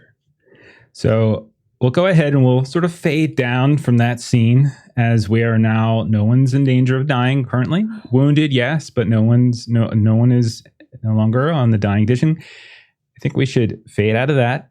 Let's take a breath. Let's take a little break and do our giveaway. As that was yeah. I told you it was gonna be rough. I warned you. So I warned you. Much danger. Yeah, you did. Yeah. I didn't need to start taking you seriously, Jeff. I warned Ashley because I wanted her to know about the poison stuff. I warned Ashley that this was coming, but I was kind of leaving it, for a surprise. But this is that we played it the way it's written. So okay, let's breathe and let's do a little giveaway. And this is a good cutting off, and then we'll rejoin. We got some other things we're gonna do in the session as well, because we have some big news. What are we gonna do with Gurnau? What are we gonna do with this news of the Nazgul? Then we're probably gonna do a fellowship phase. So let's go ahead and do a giveaway first. So we are once again, if you didn't catch us at the very beginning, I've already dropped the link in the chat, but we are doing a giveaway from Beetle and Grimm's, a Game Master's Journal. So it's a wonderful little tool for those who are game masters or who are even just world builders. So for making prep notes, doing your world building NPCs, encounters, and there's even a section in there with some tips and advice on how to do safety tools that our very own Maitre contributed to. So awesome. What we're going to do, like we do always, is we are going to drop a little in a second. I'm going to tell you what the keyword is, and those of you who wish to participate in the giveaway will then drop that keyword into the chat, and we will go from there. So I need from you all, what do you all think? Players, what do you think should the keyword be tonight? What are we thinking? I think the keyword should be Tara. Yeah, because we've done all of the other ones, I think, too, right, haven't we? Yeah. Mm-hmm. All right. I think that makes sense. Wait, have we actually done the other one? Because I'd feel really jerky. No, we have. No, we have. We've done everybody. It's because we've done a lot of giveaways. We've had so much generosity from Norse Foundry. We've done a lot of giveaways from Norse Foundry for dice and some gift certificates. We've even done some giveaways from Free League as well, who were very generous during our episode 50 to give us some goodies. So no, it's not at all. It's great. So let me go ahead. It's going to be #Tara, Tara, #Tara. So if you would like to participate and potentially get a beautiful, beautiful journal from Beetle and Grimm's, go ahead and drop hashtag Terra in the chat right now. We'll leave it open for a minute and let everyone kind of throw it in there. And I'm going to check in with the players while this is happening. Y'all okay? It's so beautiful, guys. Sorry, just okay. real quick about the day. It's just so beautiful. Like, it's this really cool, like, cork cover, and the pages are so. It's it is awesome. The cover is really cool. I saw it was cork. I'm like, that's not. I thought it was like when I first saw it, I thought it was like a painted effect, but it is actual cork. It's a cork cover. It's very cool. So cool. Yeah, I came in today thinking Original's gonna die, but then like 180'd into Gilly after having. Gilly. I completely forgot she was poisoned. Yeah. Behind the scenes, Oh my I was gosh. not worried about Aurinial dying. I said this to Gilly because I knew Gilly was going to be the one doing the roll, and I wanted her to be aware of how I was going to roll. But we've got precedent both from our own game and from Lord of the Rings that a wound from a Morgul blade is not just any old wound. And while a single success, the magical success, would probably keep her alive, it would basically just keep her alive in the way that Elise Briarcleave was alive, or the way that Frodo was alive after he suffered his wound on Weathertop. Right. So extra successes would have been necessary in order to get Aurinial kind of back up to functional shape. Otherwise, we would have had a whole side quest for you all heading to like Rivendell and with a ticking clock before Aurinial turns into a wraith or something like that. I'm going to give another 20 seconds or so. How you doing, Melissa? You doing okay? You all right? I was like, and even if I like the idea of Aurinial dying was nowhere near as concerning as the idea of Gilly dying. I know, because you had the roll, right? I figured you were so nervous because it was all on you, and your rolls lately have been terrible. They've been Other games have been awful. so bad. I was really worried about Ashley. Yeah, well, and thank goodness I rolled so many dice because, with the exception of the sixes, everything else was super, super low. So, and you're not wrong. So the way it was set up, I was going to, but because she fell right, because Ashley, you moving that seat made it a little. I think it gave you more time. Yeah. Like otherwise, it was okay. possible. Didn't get you until like the very end, and she had to just do like a quick thing, like no time, and so that might have kind of reduced. And the I amount of wasn't even bonuses. thinking about that. I was just thinking of like Gilly's friend is injured. Where would she be? Probably hovering obsessively. I think it was Right great. next to her. All right, I'm going to go ahead and give this a roll. Thank you for everyone who entered. Here it goes. And let's see. Roll. There we go. Eric. Eric Norris Foundry. Awesome. That's awesome. Eric Norris Foundry. Yeah, man, you're getting it's finally time for us to give you something, right? You give us stuff all the time. So you're going to get that. Most of I'll reach out to you. We'll walk you through how it works. But awesome, man. That's great. Woo! So thank you to Beetle and Grimm's for supplying these codes. Thank you to Maitre for giving us the hookup. And you know how it is. We're gonna have some more giveaways as we go, and as we kind of weave our way in the kind of final. I think we're in the final third of the campaign, final act or so. So as we kind of weave down over the next couple dozen episodes. All right, everyone good? Are we ready to dive back in? Yes. Okay. We have taken a deep breath. Okay. That was a great. Can I just make one comment before we dive in? Of course. With regards to safety tools, because that was the part that I worked on. Yes. What you all just saw was a check-in. It's not more complicated than that. It's just that. It's just giving people a second to breathe after some intensity and just being like, yo, how's everyone doing? So I just want to make that comment because I think people think it's a lot more complicated and complex than that, but it's not. So absolutely. Yeah. I know that with lines and veils as well, when it comes to safety tools, Steven's really, really good about using them, both in Forbidden Lands and in our Darkest. Like we did like Darkest House too, I think at one point. Or no, it was Haunted West. Haunted West, you kind of check in those as well. Yeah. So but we also did that for Darkest House. We covered is there any topics that don't touch? That one got even darker. So I had to be sure on that one. I know Stephen and I have actually talked about the Terran Daggett like initial sort of like heavy contention and just kind of making sure we're whole. So I really value that conversation, Stephen. Fantastic.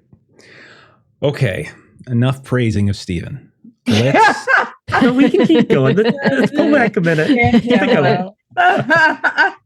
let's get back as hours have passed, and you all have finally got some rest. We're gonna put it at probably midday, we'll say, when you all eventually come back. And so we're going to be able to do a rest. However, some of you are wounded, so you won't be. I think you take half, or you take. Is it half, or is it your strength? Does anyone know?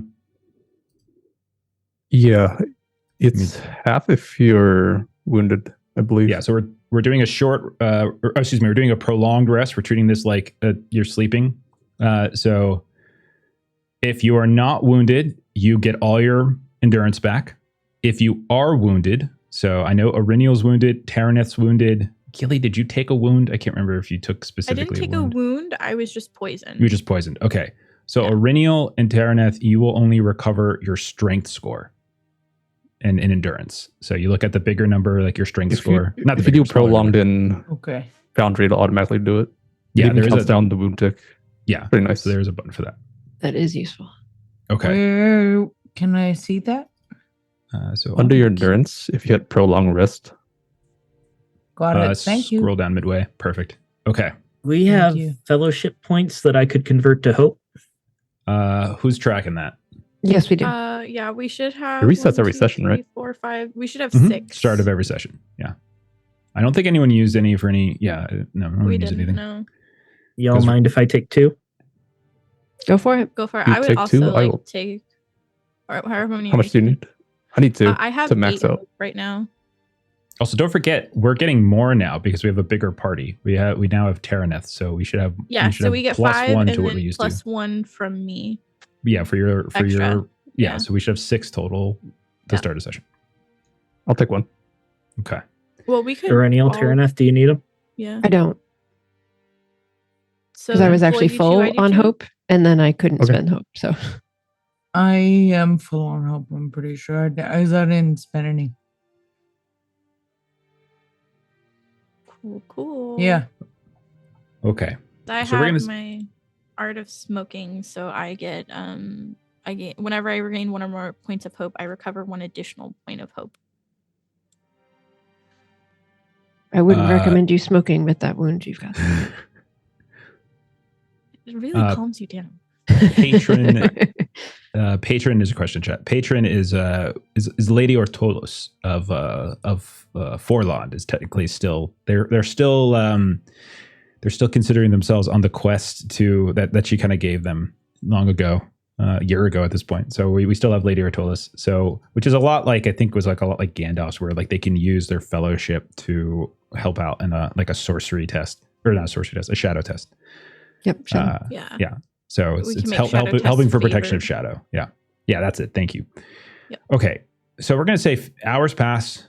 You wake up midday. You hear the sounds of voices as the tavern is underway. You smell the sound. You smell the wonderful food wafting through the air. But all of you are awake. You're feeling better. Some of you are still very wounded, of course, and probably are like Auriniel especially. You are in no shape for a fight. Taraneth, you also have a very significant wound, but you are alive. You are in the Bridge Inn. It is midday. What do you want to do? So I know we want to do a fellowship phase, but I wasn't sure if we wanted to just dive right into that, or if there was something that you wanted to do to tie a bow, or to sort of, if you wanted to see Gurnau, or if there was something you were going to do, because I know we had talked before tracking the ship that you wanted to do something, come back, and then use what you did as like leverage or something. I wasn't sure how you guys wanted to play that. So you tell me.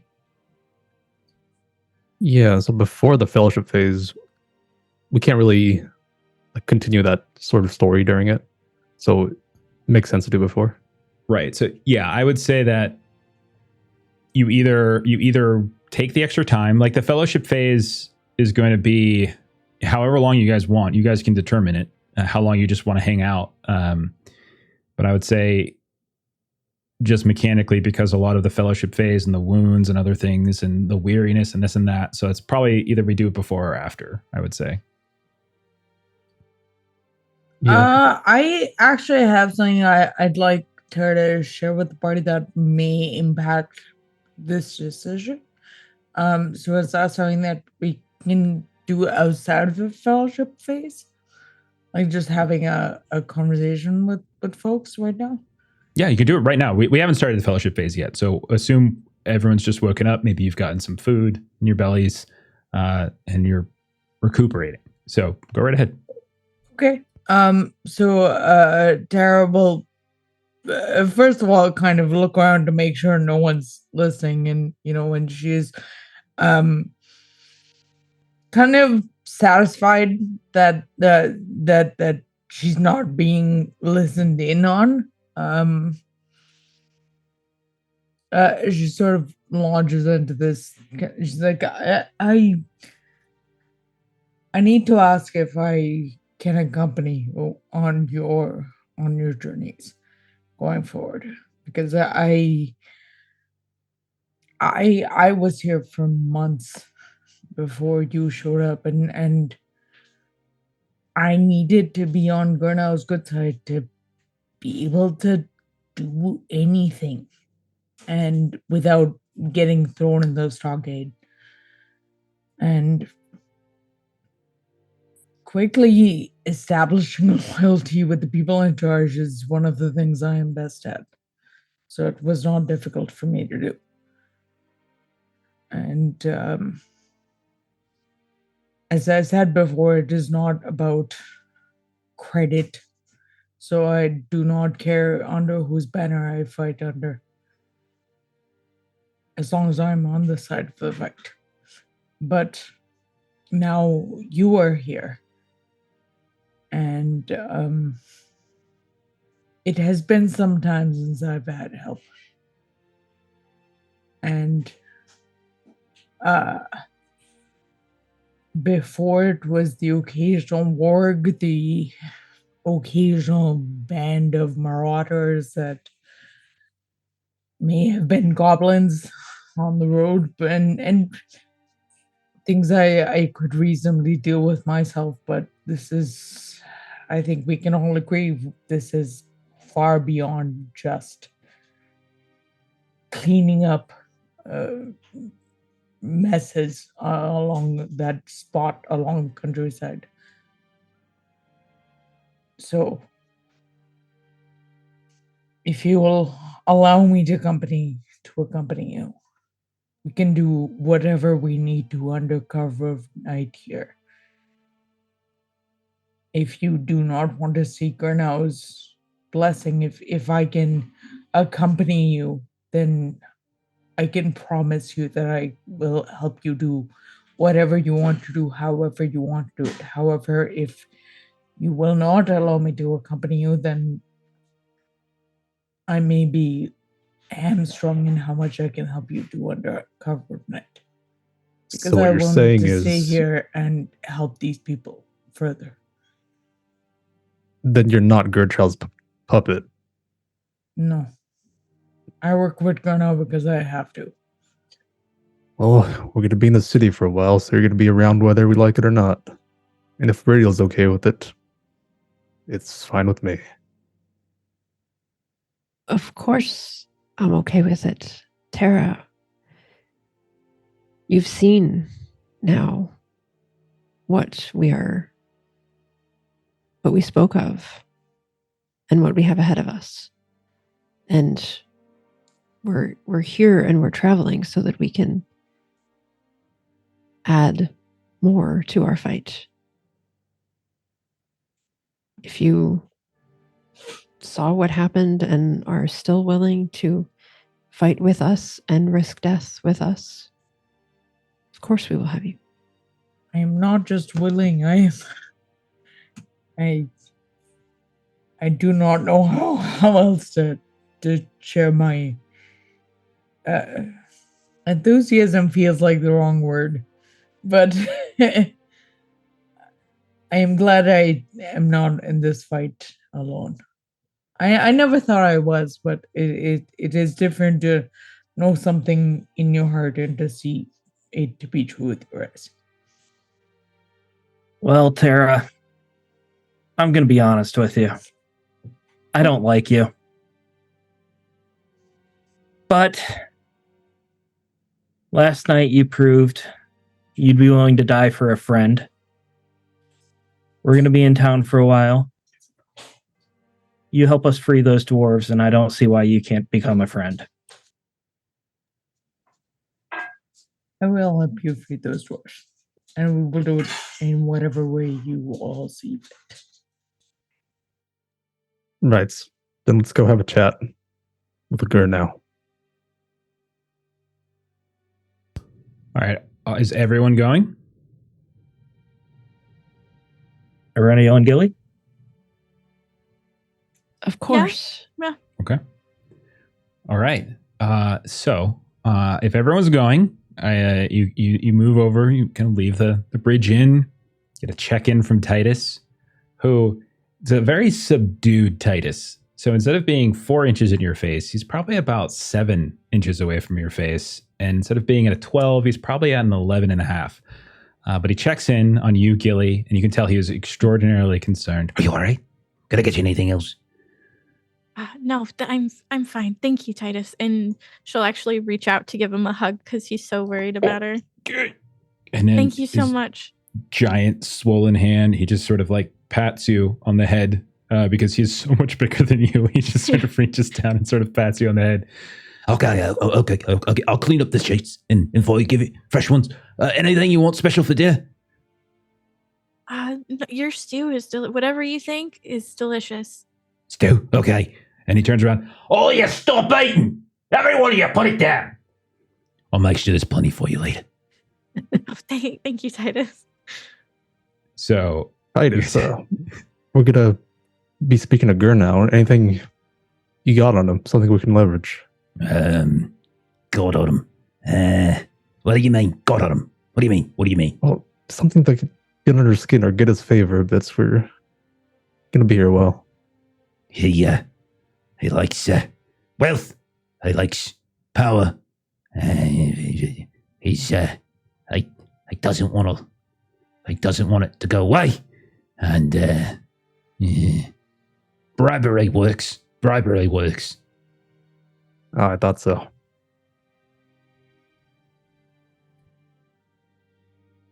Thanks, Titus. Okay. I saw. Put it down. And you see, like, there's this guy over there who's just bringing a spoon up to his mouth, and he slowly puts it down as Titus stomps over towards him. And we'll say that you guys head over to the Red Palace. It's with Tara in tow. It's not actually hard at all to get an audience with Gurnau. Otherwise, it would have been difficult for the rest of you to do this to yourself. Do this on your own. You are given some looks, actually, as you are moving through the streets and going up the steps, the flanking statues of Isildur and the other one. Oh my God, I just completely blamed. Oh my God, Elendil and Isildur. My bad. As you kind of start walking up the stairs, but you can see some of them kind of giving you looks as you're not looking good. So Aurenial, Taraneth limping, moving with great wounds and bandages. Gilly as well. Floy, Daggett, you guys are mostly okay. I think I still have black eyes from the bar fight yesterday, right? That is fair. You do. That is fair. Oh no.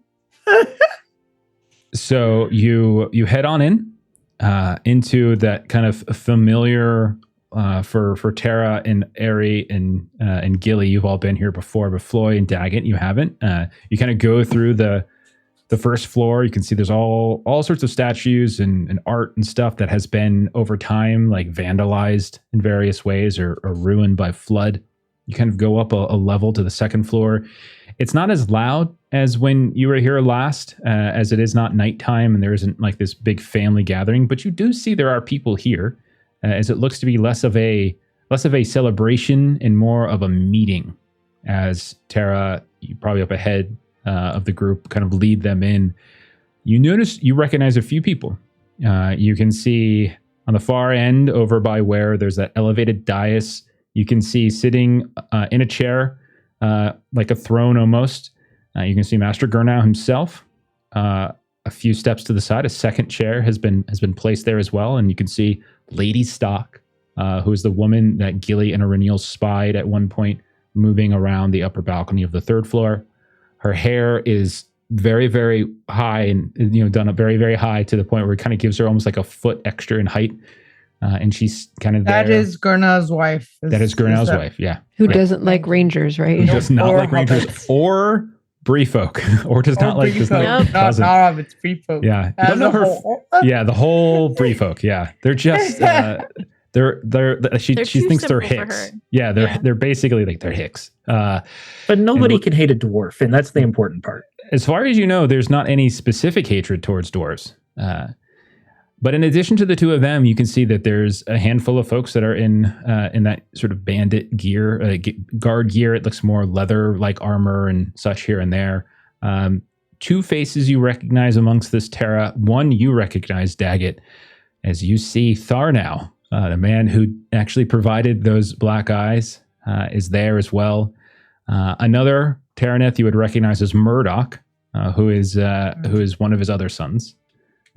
And I think you all have heard some stories that Tharnau specifically is trying to tend to the issues with the orcs that are amassing under Aglar the Unbroken, and Murdoch is trying to do something about the Dunlending raiders that have been harassing merchants along the southern road. And so they seem to be having a meeting. But one of these guards who's kind of been sort of leading you in, he kind of clears his throat, and he's like, "Begging your pardon, Master Gurnau. The Lady Terraneth is here with her fellowship. They seek an audience of most import." And he kind of looks down. He's like, "Send them in. What is it, Terra? We are very busy right now. Much trouble afoot on the southern side of the city."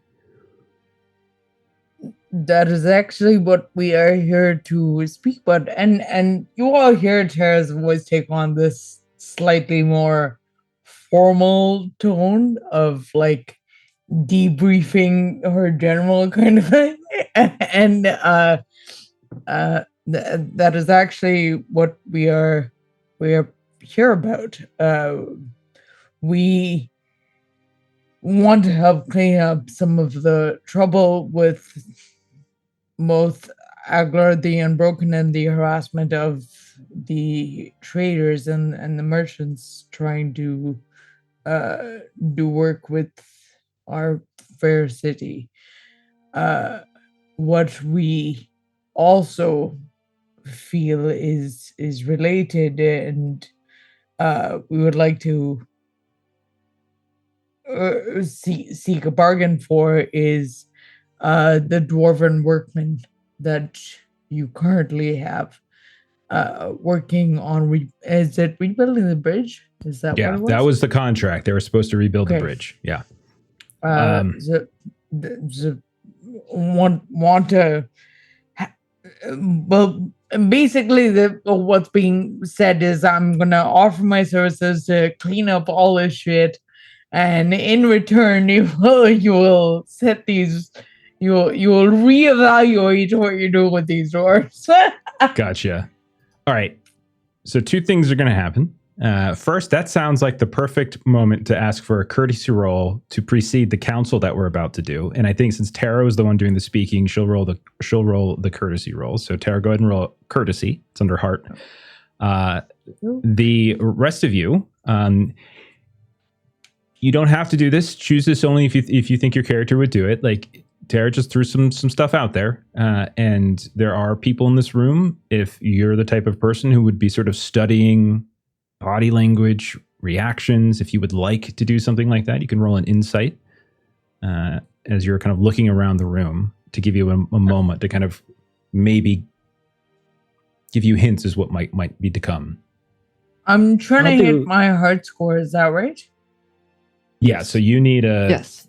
13. 13 is your target number. And we have audience dice if you want to take 5 to make it favored, or I actually audience rolled a dice for extra 15 d6. straight, so I Oh, nice. Okay, you're good to go. All right, we'll go over the rules of the council in a sec. Just Nice. introduce that, but let's resolve those insight rolls. Anyone roll an insight roll, and is there anyone in particular that you were kind of keeping an eye on as you come in here? I did insight, Okay. and as I was looking around the room, the runes on my stone necklace started to light up a little bit, and I'm taking a magic success. So that means I got 1 success on this roll. Okay. Is there specifically, I'd like to be looking at Gurnau, but also Tharnau. Okay. So I would say with 1 success, I'll say with Gurnau. Just Gurnau then. Gurnau. Well, yeah, with Gurnau, he's looking at Terra. You notice I would say probably 2 things about his reaction. There's the ever so slight wince when he mentions like freeing the dwarves, and like this hesitation as he kind of quickly looks over towards his wife when she says that. But it's like it's so momentary, it's so quick, you almost missed it. And then he kind of when sort of the volunteering of Terra to kind of help with this kind of stuff, you also kind of saw his eyes kind of look down to his sons, and there's a hint of disappointment there. Did anybody else roll an insight? And Gilly, and who are you focusing your eyes on? The wife.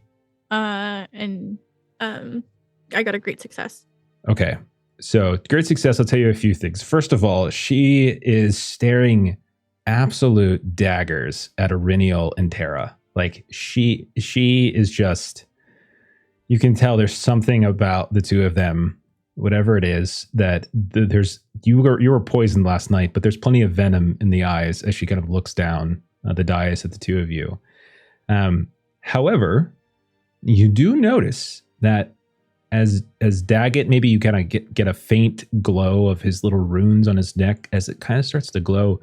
You see her eyes kind of light up at this point as she stares down at the dwarves, who are decked out, a few, especially Floy, in some pretty impressive looking gear and treasures and such. Anybody else do an insight check? Iriniel had also done one. It was also on the wife, and also got a great success. Okay. So in terms of new things to tell you, I would say that she does not, at no point has she kind of spared time towards her children. She seems very kind of distant. And you can even see the way that the seats are aligned on this dais, that they are separate. She does not look lovingly at either her husband or her 2 elder sons. The older son, the one that Daggett got in a fight with, is probably late 30s or so. And then the younger one is probably like in his like early 20s or something, probably around your age, Iriniel. They're both, probably about 10 to 12 years apart. But at no point does she kind of look at them. You don't get the sense that she seems the type of person to be particularly swayed by kindness and love. It's more kind of cold, hard cash kind of deal. And then Floyd, did you do anything? No, I have no insight. Okay, fair enough. I appreciate that. Okay, so Terra, you already kind of threw out the idea that that you're offering to help, and in return you want. So I just want clarification on this, and everyone can chime in. Do you want release of the dwarves from the pillories, or release of the dwarves from their contract? That will determine the difficulty of the council. That's a great question, and Jorge, not one those I stuffs. think I can answer that myself. What does everybody think? The contract. Yeah, we need them out because we want them in our party. Okay. As long as that gets them out of the pillory as well. The pillories come with the dwarves. I'm sorry. They have to walk around them. I don't trust you, Jeff. You might say like all the ones on the island get to go free, but those 2 hanging out stay. Because you have specifically offered to help them with something, and you want them to exchange. Because of that, I'm going to set this at a bold request. Had it been just a pillar, it would have been a reasonable quest. So it's going to be a resistance of 6. Okay, so the resistance is 6, and then you passed your courtesy check, which means, so let's set the timer then. So if you passed, That means the time limit is equal to the resistance +1 for each success on. Did you get any 6s on your D6s? I did not. Oh. Okay. So both resistance and timer is 6. So what this means, Tara, is that we're going to basically engage in conversation again.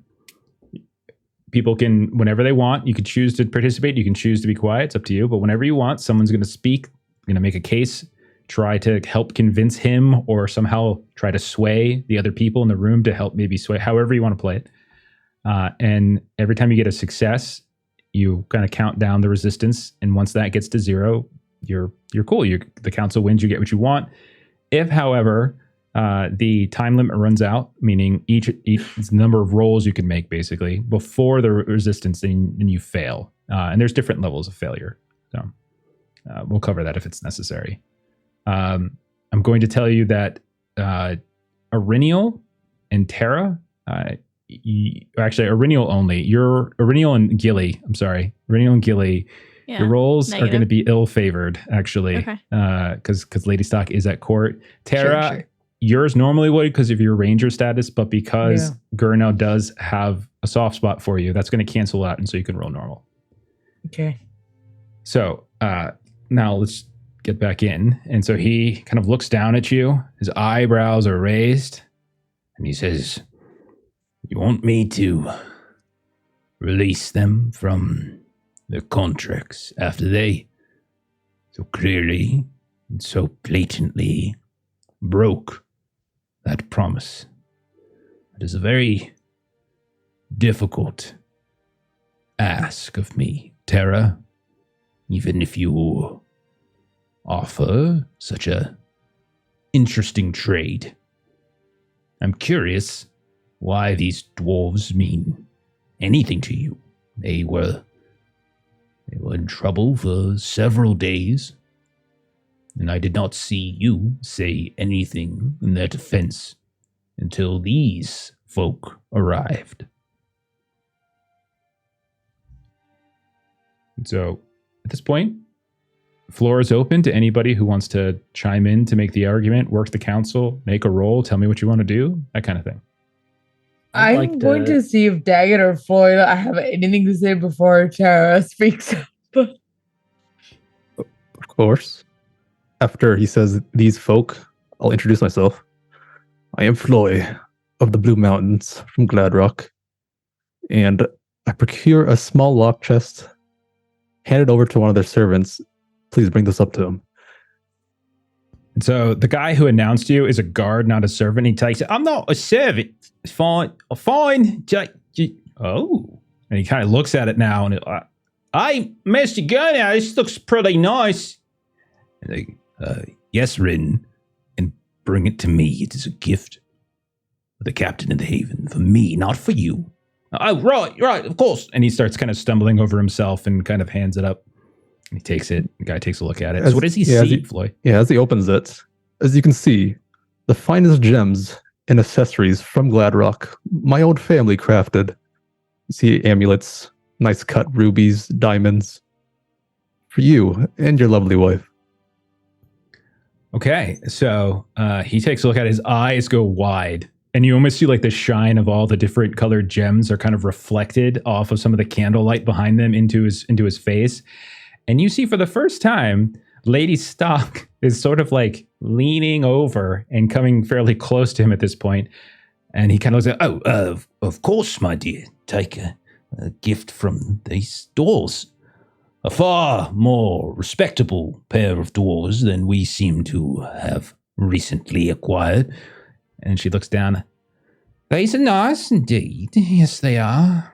How interesting. Of the Blue Mountains, you say? Yes. Is there a You know of it. particular family that you hail from?" The Oi family. The Oi family. Not heard of that name before.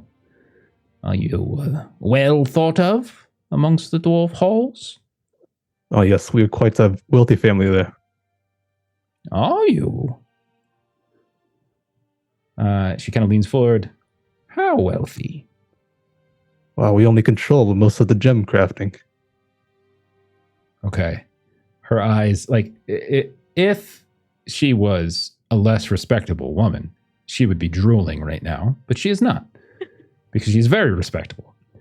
Floyd, go ahead and roll your, this sounds to me, yeah, well, actually, you can tell me what you think this is. It sounds to me like persuade.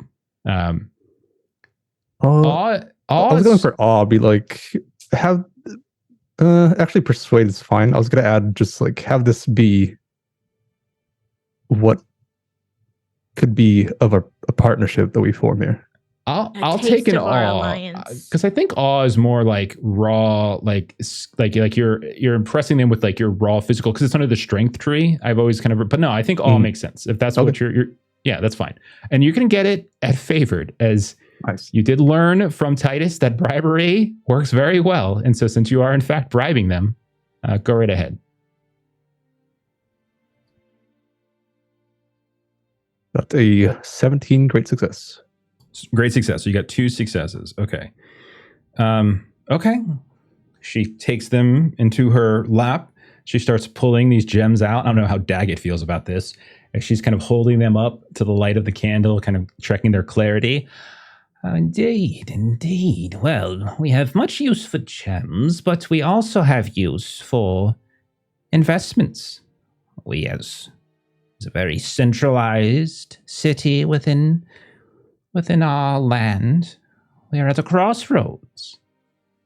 Yes, there are ways to the elves and the shadows of the misty mountains, but we hold the door to Gondor. We connect, and she kind of looks over at Gilly with a sneer, to the Bree lands as well. I would think that an influential dwarf such as yourself from a very wealthy family with clearly a fine business acumen would see a wonderful investment opportunity. If Tharbad were to flourish, think of the trade routes that we could establish for you and yours. As you got her on the hook. Okay. Who else wants to step in and help with this?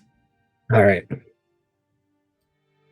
Daggett would step forward. So, I've spent some time in your magnificent city, and I've learned of the troubles that threaten the stability in the region. And while I know that that one is quite a capable fighter, and I point to Gurnau, his eyebrows raise as you look at him.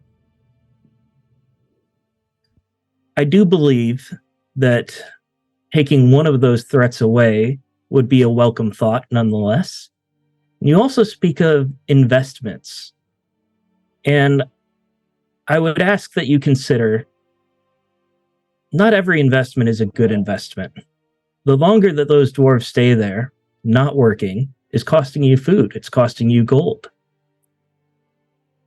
You might be better cutting your losses. You hear him kind of clear his throat. Now, I am perhaps not known as a merciful man. However, the kind of execution that you're asking for, wholesale killing of these criminals, is something I do not take lightly. I see value in them. No, not execution. Release. But they are criminals, sir. Should they not be punished for their wrongdoing? Who am I? But a arbiter of rules within the city. And if they are to, and we are to move forward into a civilized society, well, a civilized society has rules and laws, contractual bindings, and dwarves of all people should know the importance of a contract. And they broke that contract. Releasing them seems to be a reward, giving them exactly what it is they wanted.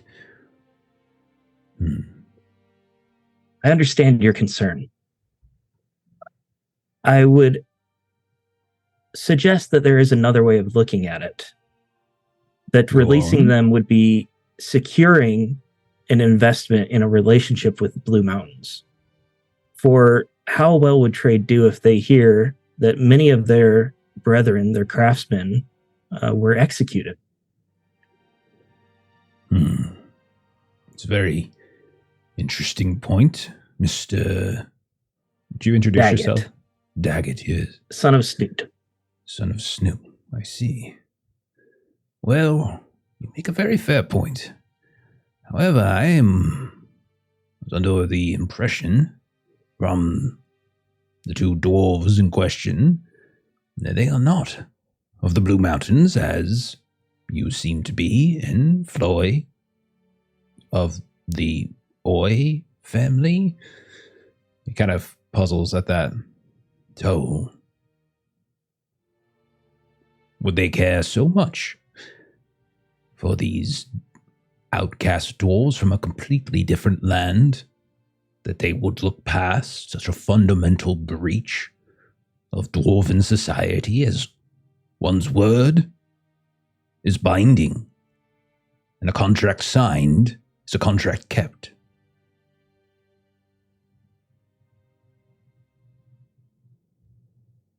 Go ahead and let's make a roll. Persuade? Or did you want to do something else? Persuade sounds good. Okay, go for it.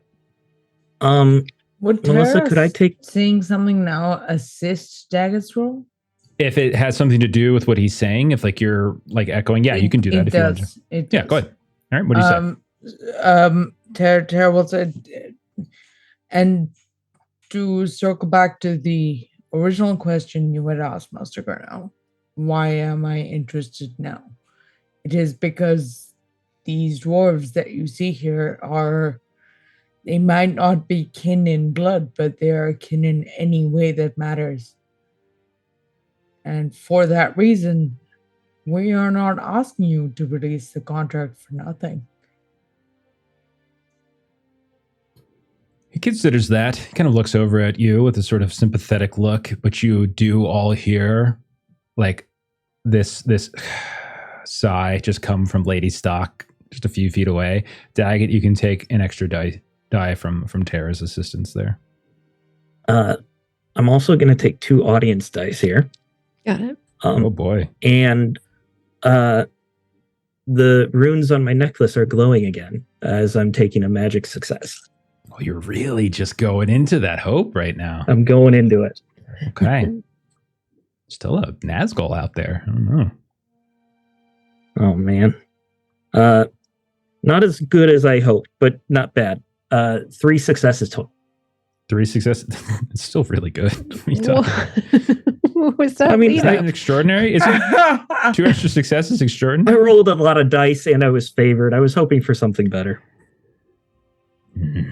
That is a fair point. Yet, my dear, As he kind of looks over at Lady Stock as she's about to object because of, Tara kind of chiming in there. my dear, you just said yourself that arranging relationship with these dwarves, the Blue Mountains, could be very beneficial to us. And if release of 2 dwarves might... And he kind of at this point looks towards Floy and Daggett as if he's suggesting something. might return several more, a score perhaps, to help repair this bridge of ours, then, hell, maybe releasing these 2 is a benefit to us as well. I'll think on this. So we are down to resistance 1 already. And it's time limit's only 4, so we just need 1 more success. If somebody wants to try to come in with the close the deal, if anyone wants to chime in here, has an idea. Gilly would like to try. I know it's at disadvantage, That's but fine. I'm still willing. Gilly kind of like steps forward and she does a very polite bow, lords and lady. We have dealt with one of your issues already. The wargs that have been attacking your farms and interrupting your production of your goods on your central island of your crafters. You we hear- have dealt with them. You hear like a little bit of a flurry of activity off to the left, and you see the 2 sons that you would that Tara knows. I don't know if Gilly would know their names at this specific juncture, but One of them steps up. Daggett, you see it's Tharnau. What do you mean? Tell the whole story, young lady. What do you mean? And she goes into when we arrived, how we discovered that there was an issue with wargs, and then describes how we fought them. Skims over the part of us going up the river, but like how we found them out there in the battle with Gurnau. Gurnau will lean forward. Or not, Gerwin, excuse me. Yeah, Gurnau will lean forward and he'll say, do you have any proof of this, young lady? Tara turns around and lifts up her tunic to show the and you hear just people go, oh, goodness. What is proof of a battle, yes? You have proof that you have defeated the wargs. We can tell them location. Send out a scout. You should see their corpses. kind of nods a little bit. Murdoch, go. Get some of your men. Take care of it. But father, my men are busy in the south of the city and on the road. I don't have men to spare. They don't. Murdoch, go. Yes, father. Master Gurnau. Yes, Master Gurnau. And then he starts to very sullenly move out of the room, and he kind of throws back a dirty look at a certain point and then leaves. Gilly, what did you want to roll? I was hoping for courtesy. Or would you say that's... I don't know if I would be courtesy. Could I support? I know I'm asking her a bit much, but can I add to Gilly's story? And would that give her a I would support? say if you have proof that if you have none of you took like a trophy of the warg or anything like that, or proof necessarily. So I would say that's probably the only thing I would be looking for a bonus right now. Irenial thought about it, and then she was not conscious to take care of it. Totally And fair. Gilly was too distraught with getting Irenial and Terraneth healed. I mean, it makes perfect sense. You guys were in a very emotional time. Didn't necessarily think of like step 5 when you had all these other steps to worry about to keep everyone safe. It's Sorry, okay. You have man. plenty I'll of time. just always ask. No, for sure. You have 4 chances at this. Just need 1 success, and as long as we don't do a sorry, we're probably okay. So, Gilly, I don't know if I would courtesy. I don't know. That sounds like. I mean, you're kind of buttering them up. If you really want courtesy, you can take it. That's fine. Well, Because what are you thinking? you did do like the bowing and stuff like that when Yeah. you came up, my lord and lady. Yeah, go ahead. I talked Okay. myself into it. Mel, can I have 2 dice? Sure. Okay, and I got a great success, Amazing. which is a good thing because I had a Okay. 1 on my 12 die. So he thinks about this for a moment, and you can see Tharnau kind of exchanges a look with Gurnau and kind of comes a little closer, and the two of them kind of lean in, Lady Stock as well, and there's some kind of whispering. Definitely seems like Lady Stock is not happy with what's going on, but eventually, like, they lean back and, Well, I am nothing if not a reasonable man, even though people here in the city do not always see it that way. What I do, my rules, cruel or harsh though they might be at times, are there for the protection of all the citizens of Tharbad. And you all have, presuming your story is true, which Murdoch will confirm, have done a great service. But what you ask, freely releasing these dwarves, contract breakers, from their punishment, that is a very, very tall order. I will counter. Here is what I will provide you. You can rest assured I will not execute your compatriots. However, they did in fact break laws. They will remain in punishment For some time, we will remove them from the pillories. And until they agree to return to work, they'll remain under house guard. But they will be giving food and refreshment, of course. However, alternatively, you've shown yourselves quite capable of dealing with several dangers, and as you have heard, there are many. The stories of the orcs amassing to the south are not untrue, although some might be less accurate than others. My son, Gurnau here, has said that he bore witness to your prowess, Mr. Dwarf, Mr. Daggett, that you are a fierce competitor, and that you are able to even land blows on him, which is, I must say, a feat. For there is not a man or woman within the confines of this city who has been able to do that since he was but a boy. But even he has had trouble with this, what was his name? Aglor the Unbroken. How lovely and quaint. Orcs giving themselves names and titles now.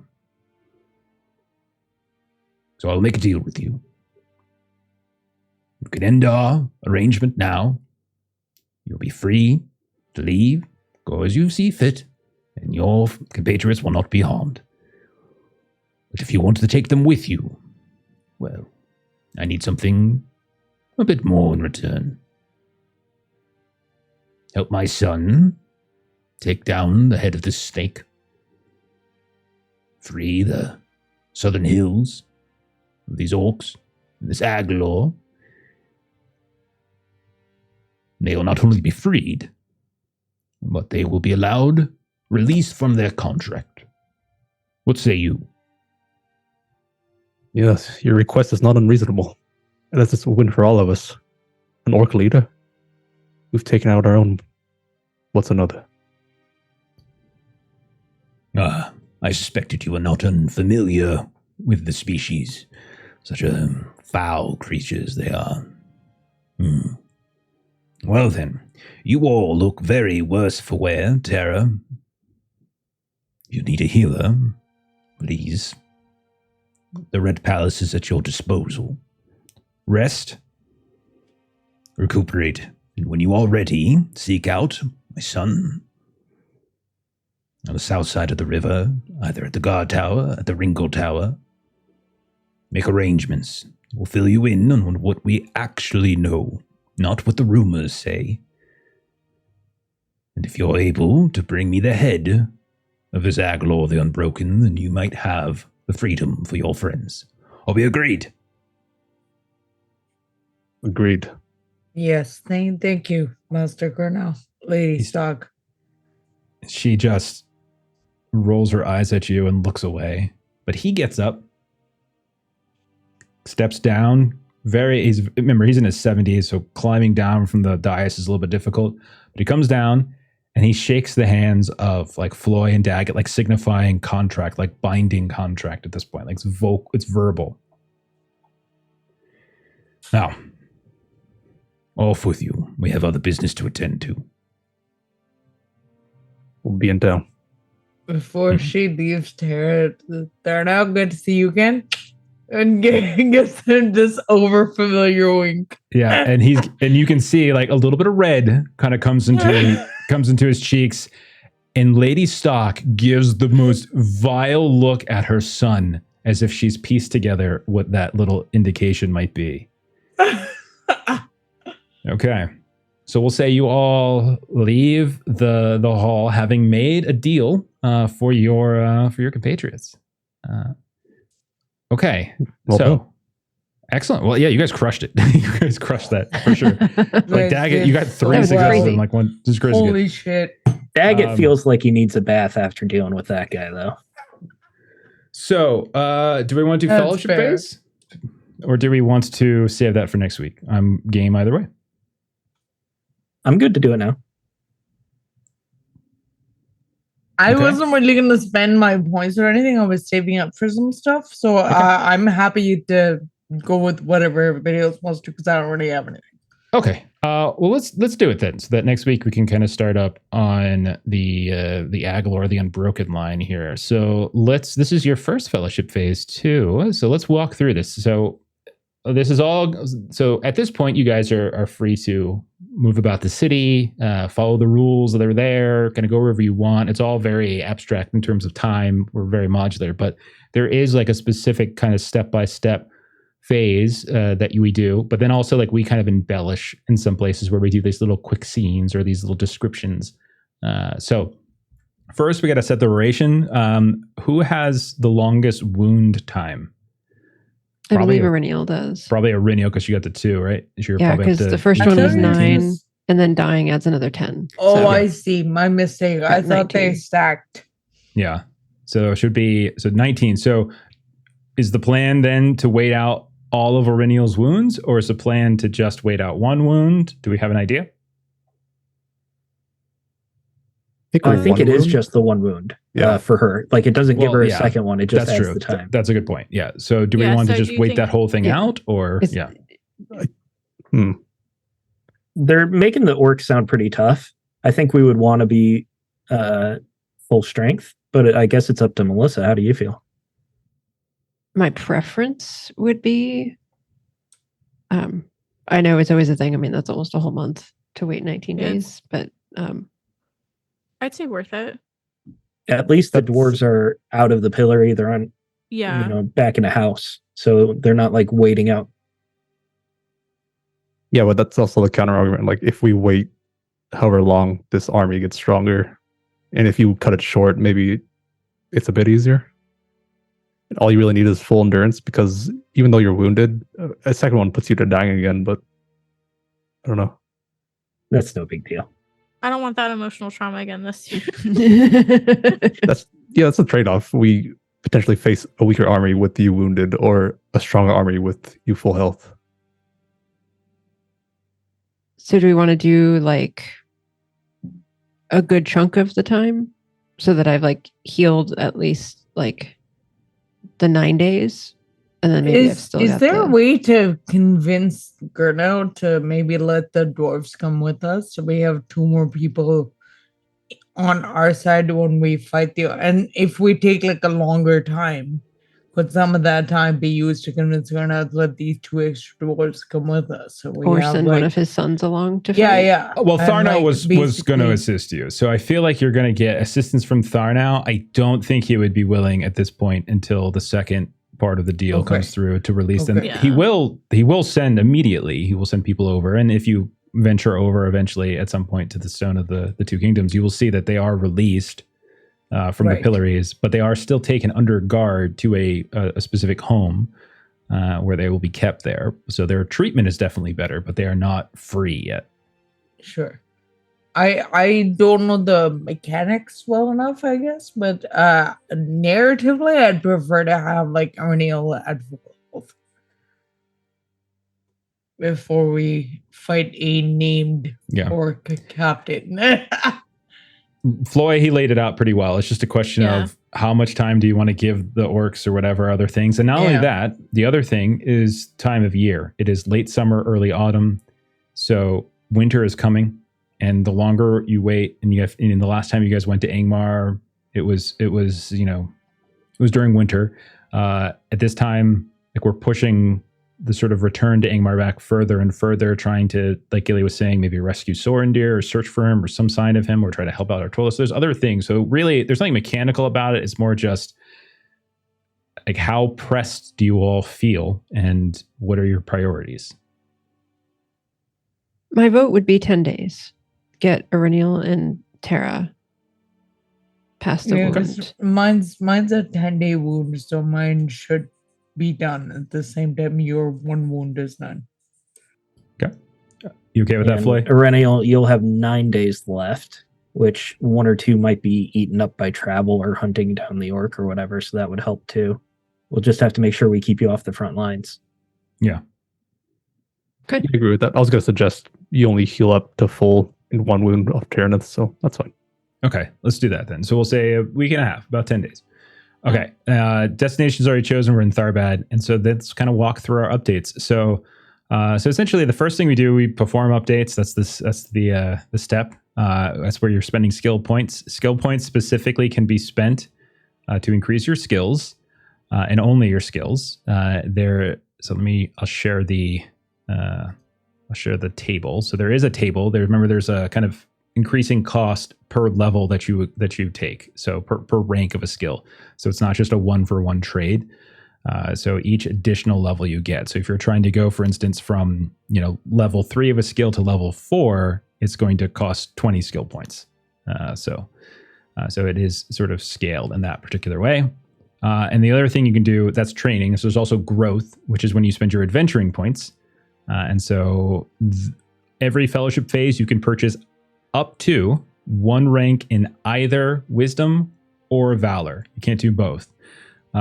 Using wisdom will give you access to a new, what's it called? Like a feat, basically, a virtue, by the terms of the game. Purchasing a rank of valor will give you access to a new reward. So it's basically a boost to an item. Or if you have a magical item, you can potentially unlock a feature of that item as well. So those are the choices with adventuring points. Adventuring points also can be used to increase your combat proficiencies. So if you want to increase like your spear, or if you want to increase like your bow, and same thing. But again, that chart I shared with you guys is the same deal. So it's got that's scaled. You can do a maximum of 1 rank in. You can't like spend like all your, go up like 3 ranks in spear or something like that, or sword in one fellowship phase. You can only do 1. Okay. So then what we do, my trades, based upon what people purchased, like everyone just sort of quickly describes or narrates a brief little snippet of like either like a flashback or something like that to like the most recent adventuring phase that sort of spoke to them learning this new thing that they took, or something that's happening now in the fellowship phase that represents them sort of training it. It doesn't have to be very long. Just a quick snippet is what we sort of do. So we've seen Floy going for jogging to increase his athletics and stuff like that. So that kind of stuff. So does anyone have anything in any order? Anyone doing any training or growth? To start with, I guess I wouldn't really be little moment for this. I'd like to bump up my persuade, and I'd like to say that the council that we just had was how I was practicing. And I'll say even after, probably right after, as you guys are descending the steps, you hear your name called out. You hear Mr. Daggett, and you turn around and you see there is Tharnau, the guy you got in your brawl bar with, and he's slowly descending the stairs. A moment of your time, please. Yeah, I'll start going up towards him. And he looks at you and he says, you speak almost as well as you box. Let's be fair, I speak better than I box. You see a grin kind of comes up, and he's just like, I wasn't going to say it. However, I have to apologize. I did not know until much later the treatment you received after our fight. I apologize. The people who are responsible have been suitably punished.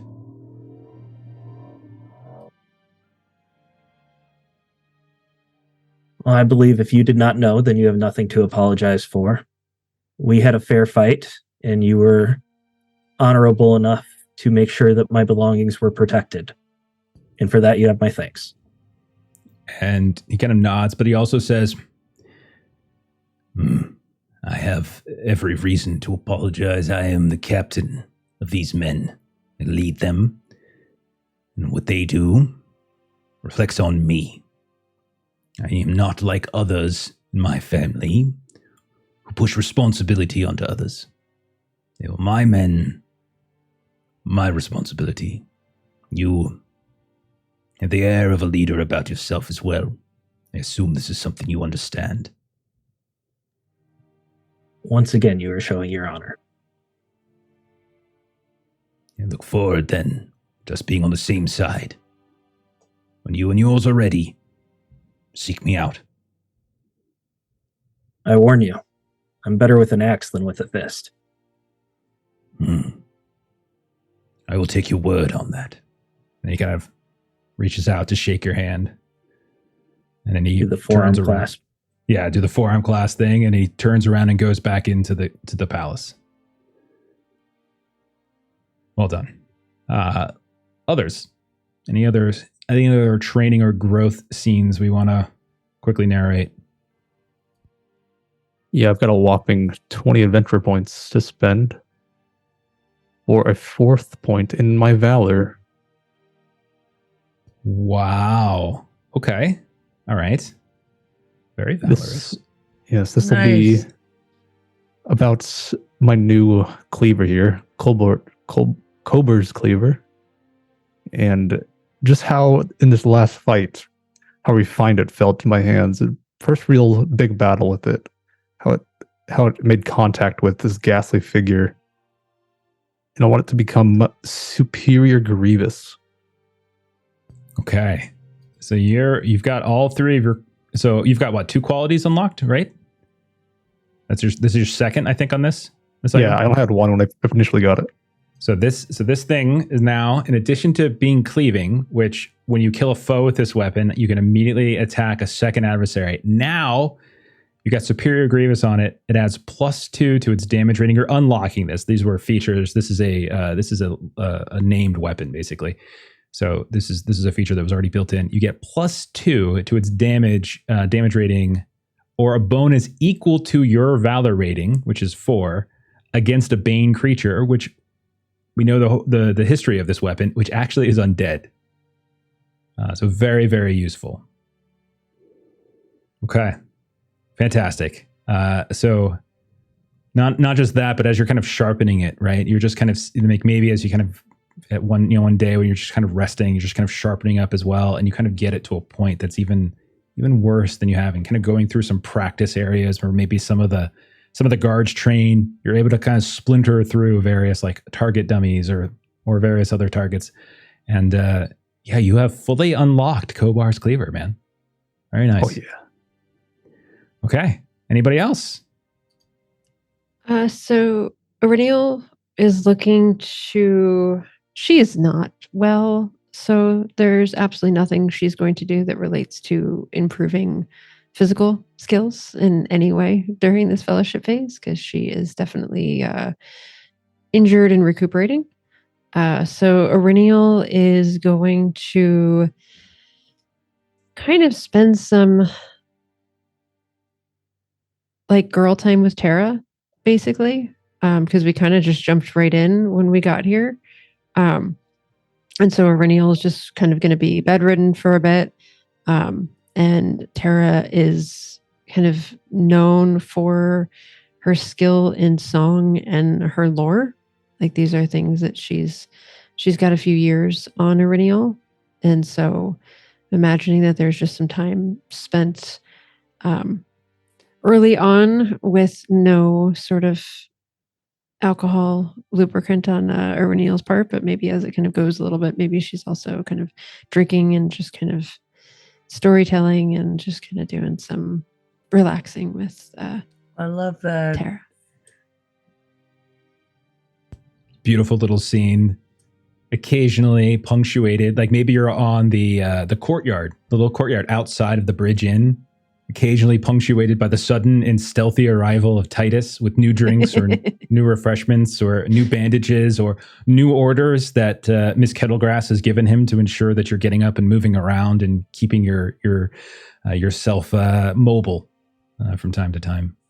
I don't want her to yell at me. Please don't make her yell at me when she yells at me. I don't want her cross with me. You got to do what she says. You got to do what she says. Okay. Yes, she is. She is the best of healers, and I will tell her that you are following everything to the letter. God, Gary's really strict, huh? She has impressed it upon Titus that I am to be made well. And if you're tired later, I can carry you up to your room. You don't have to walk the stairs. I know the stairs are they're kind of crooked. I'll get them fixed. I promise. Don't tell Gilly. Thank you. Okay. Thank you, Titus. Thank you So he- very, very much. And so he eventually drifts away. And yeah, beautiful. Fantastic. I thought you were going to say he jumped in and like joined the song from time to time. Oh, He no, just no, sort no, of no. pops No, in. no, no, no. behind. You just suddenly hear, what a beautiful singing voice he has. Anybody else with a scene for training or growth that they want to add in on this? Yeah, Gilly has one. So I'm spending 20 skill points to get rank 4 in healing. Oh my, yeah, that makes sense. Yeah. Holy So, shit, amazing. We need it. Especially after Auriniel's near-death experience. Yeah. This makes Gilly obsessive. She spends, if she's not in the library, like pursuing any books that she has that might have referenced like older techniques of healing. She's spoken to Terraneth and maybe gotten into contact with like the doctor or medic that they have at the Red Palace, and she's been assisting. She spends the time to check in on that man that Daggett saved from the warg, just to see how he's healing, and then just rotating between Auriniel, Terraneth, that man, and whoever else she's assisting. Sure. And maybe in the library with Agna, like they have plenty of books for other herbs. Like this is not necessarily your part of the world. Like you're from kind of a little bit further. Like we're all still in area. We're all still in the Northern Kingdom, but maybe there's outside of the Bree lands, maybe there's other plants. And so like they're going through these various books. So Agna keeps bringing them to you, a cup of tea here and there, and you're kind of going through like different names, and some of them are the same. It's the same plant, or it's the same weed.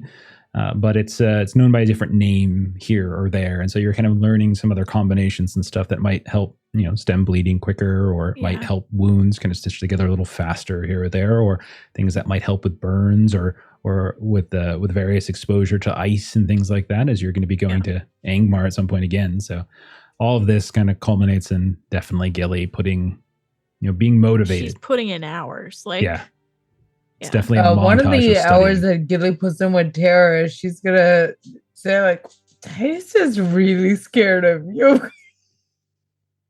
Really? Why? He's convinced you're gonna yell at him.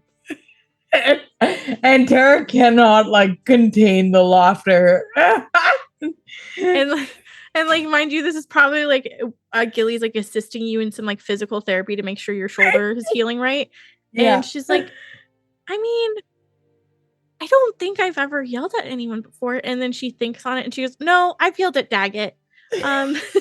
You probably have to check with him to see if that's scary or not. I don't think so. And she just kind of like laughs it off. All right.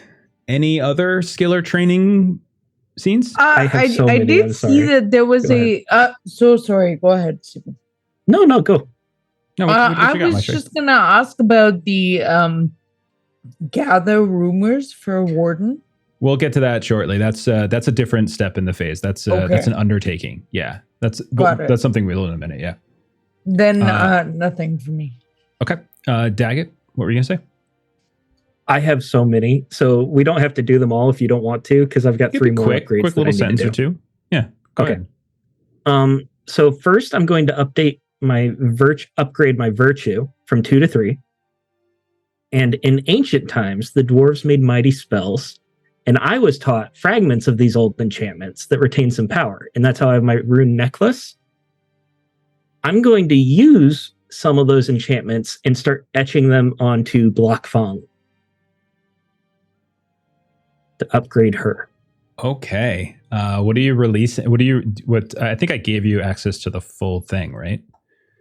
I only had 2 qualities on there. I don't know if you had a third hidden or not, but I don't see it. Okay, so this is I figured it would just be a standard quality being added on. okay. So you have hammering, rune scored, and what are you adding? Grievous to get +1 damage. Okay. Maybe maybe you use Gilly's connections to the library to kind of see that they actually have some old dwarf texts here and there, very old, not always related. Maybe she even shows you the history on Blockfang. God dang it, you're making me do it now. Blackfang. God dang it. But yeah, you're able to upgrade the weapon, becomes even more potent. It starts to, there are times actually while you're tending to this, where you actually see the black metal and kind of ashy nature of the actual shaft itself, you can see in the metal it actually sometimes heats up, like it's actually underneath like a smith's hammer, and you can just see almost like this molten orange, yellow, reddish gleam begin to kind of glow as you begin to sort of tinker with it from time to time. The most alarming and strange ways. It doesn't really make sense because you're probably not needing to heat much up because you're probably using more like jeweler's tools. But it almost seems like it's reacting to you tinkering with it in some way. And the heat emanating from it at times is immense. And considering its history, it's kind of a curious observation. Which I don't know its history yet. Depends if Gilly wants to share it with you. So, what else? I've got 12 skill points. I'm going to You're gonna increase spend them my all. explore. So Okay. I'm going to spend some time going around the outer rim of Tharbad, and even some days headed out to the south, maybe get a lay of the land, use the maps I acquired from the library, sort of match it up with how it's laid out too. Okay. Outside of the town too, there's a lot of these different marshy areas. Rain falls over the time in which you guys are recuperating, and so it's becoming like the drought that seems that they've been facing is kind of starting to break a little bit, and so you're able to kind of navigate some of these marshy land as well, which is kind of a different kind of ground than I would say Floy is probably used to in the Blue Mountains. And yeah, fantastic. O'Neill's going to kind of jump on because earlier Floy had been doing some work with his weapon. And so O'Neill also is looking to spend adventuring points to do a valor rank for a new reward on the weapon. And I kind of want to combo this with an increase in craft. So I'm imagining that maybe O'Neill is kind of hanging out with Floy during that time. We can figure out off stream if I had both of them yet or not. And if I didn't, I'll unlock the other one. And if I did have both, then I'll make it keen. Okay. So we'll go back and check. So the two qualities are foe slaying. So when you score a piercing blow on an undead creature, their protection roll is ill-favored. If the roll was already ill-favored for any reason, then the piercing blow scores an automatic wound. Very useful. Superior Grievous. This particular case, you're getting. I'll double check because I think you guys have different Superior Grievous numbers. I'll have to double check it. But yours is +1 to its damage rating, or a bonus equal to your Valor if used against a Bane creature, so also undead. Fantastic. Okay. Daggett, you said you had a bunch. Do you have any others? Yeah, I've got 2 more. Okay, go for it. We could honestly do this in one go as well. I'm upgrading my travel and my axe proficiency. So I think knowing that we're going after the orcs nearby, I would want to start ranging out outside of Tharbad, learning the land, learning the terrain that we're going to be on. And while we're out there, I would just be practicing with my axe constantly. Training out there, random trees, I'll be practicing different blows. I mean, if you're okay with this, I mean, we could say at some point, maybe you do in fact meet up with Tharnau again, and he shows you around a bit, and he kind of fills you in a little bit on where they've been scouting, where they've been looking, where they've been, where they've been seen, what issues that they've had, where orcs seem to be attacking, where they're amassing, those types of things. And maybe at other times you demonstrate, your prowess with the axe that you promised that you had much better than the brawl. So we can say between, him kind of helping show you some of the key points, meeting points, arrangements where sites of previous battles where they've caught goblin scouts occasionally kind of peeking around near the southern tower by the causeway. Even underneath the causeway, where he tells you stories about the time they caught a troll hiding out down here. And sometimes it's mostly beggars, but every now and then You think you're coming to kind of clean out folks who just don't want to pay the tax, but in fact, it actually is a troll that suddenly turns around. Okay. Anything else for growth or undertaking?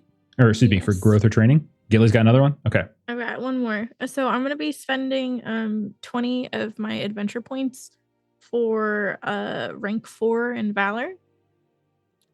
And Okay. that will allow me to get keen on my bow. So I'll have 3 augments on it. So maybe you actually go down to the middle island at a certain point, since you're, because that's where the crafters are. And there's bowers, there's fletchers, there's all sorts of weapons crafters. And you kind of see the state that's there. You've seen it from a distance on the water. But when you get down there, it is shop on shop on shop. There are some kind people there. You meet a couple other dwarves, some that might know Thorvum and Thebe here and there, and you're kind of directed. But you're able to sort of, request. Maybe you do a trade. Maybe a few folks you continue to practice your healing, as some have small injuries that they've maybe suffered from, an accident here with this tool or that. You trade some of that for improvement on your weapon. Absolutely. Okay. Sweet. Anyone else? I'm good. Okay. Floyd, you good? No, I'm good. All right. Let's do spiritual recovery as the next step. So this is where you automatically recover a number of hope points equal to your heart score. Melissa, was there something different about Rangers for this? I can't remember. No, it's actually, let me look at that. If it was Rangers in general or me specifically. Okay. But yeah, you can restore hope. You are correct. It is all Rangers only take a maximum number of hope points equal to half our heart score. Okay. So Tara, that means you can only recover. You said half your maximum. Is that right? So I didn't use any hope, so I okay, you're don't fine then. need to recover anything. Okay, yeah, so whatever the little number is, you can only recover half of that. Okay. Okay. And then if the adventuring phase was a positive outcome in the fight against the encroaching shadow, you get to remove 1 to 3 shadow points as deemed by me, the lore master, who I get to assess how much of your actions interfered. You guys defeated a freaking Nazgul in combat. You can restore 3 shadow points. You can absolutely remove them, I should say.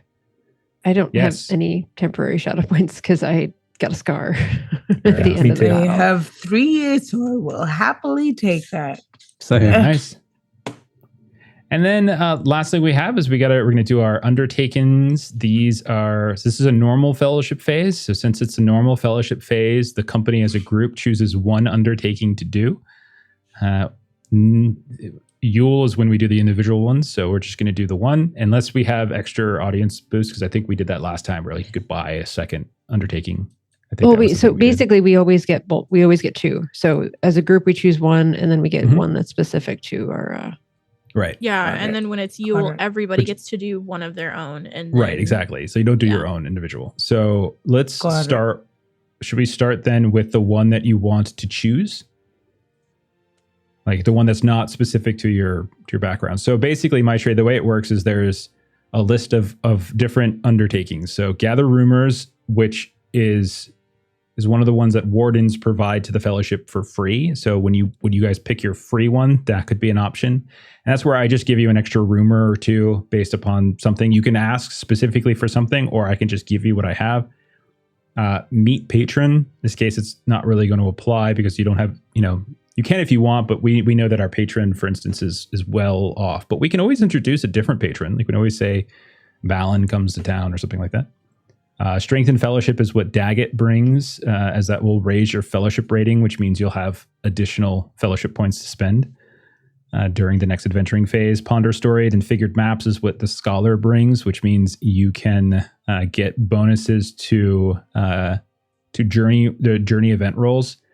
You guys aren't planning to do a journey this time, so it's probably not the best one to pick. Study magical items. That's what Floyd brings as a treasure hunter, and you can it's basically like an identify spell. You can kind of learn about the qualities of these items if you have. And then there's write a song, which is what Aurinial brings, and that's where you can get a song of lay, victory, or walking, which could potentially give you boost during one of the phases. So you get any one of those plus one of the ones that one of you bring freely to the group. So does what do anyone we have think? any items that are unidentified, or have we done that already? I don't think so. Okay. Yeah, I think we're good because I think the I think last we're were the good. weapons. Like, yeah, with those weapons, I think those have been identified.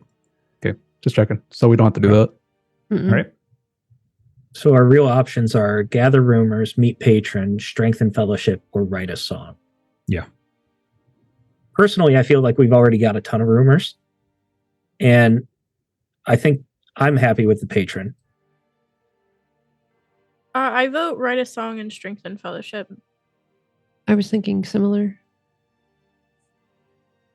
Fellowship's the +1. Yeah, fellowship Yeah, gives you okay. +1 for the whole next adventuring phase. So at start of every phase, you'll have a +1 to what your normal score is, which means you have more fellowship to spend. I think also narratively it makes sense because like we've expanded the fellowship. So I just think spending time kind of getting to Okay. know everybody and kind of trying to work out the kinks of all the relationships is probably makes sense. All right, go ahead and mark that down then, if that's the case. If there's no objections, and then we want to is write a song, what you guys want to do for the next one? What songs do we have already? Do we know? I know we have the combat one. We definitely Yeah, have we a do have song the- of victory. Song of Yeah, Victory. which is combat. Boost your combat. I think we were talking about needing a walking song, last travel, but we're not really traveling this phase, so I don't know if we want to do that now.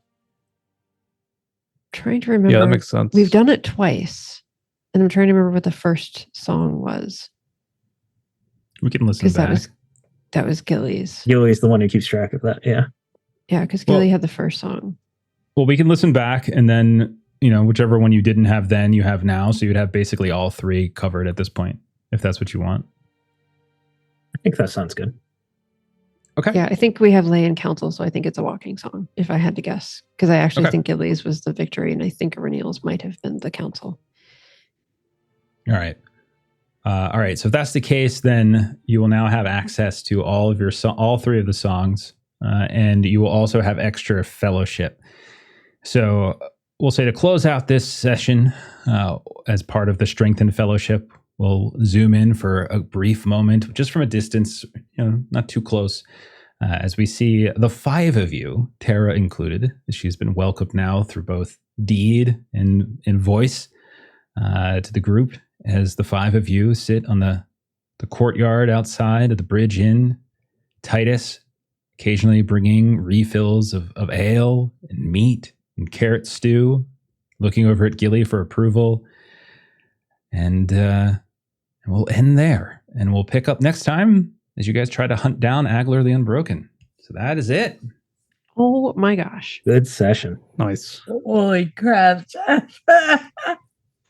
Okay. Deep sigh of relief. I know. Yeah.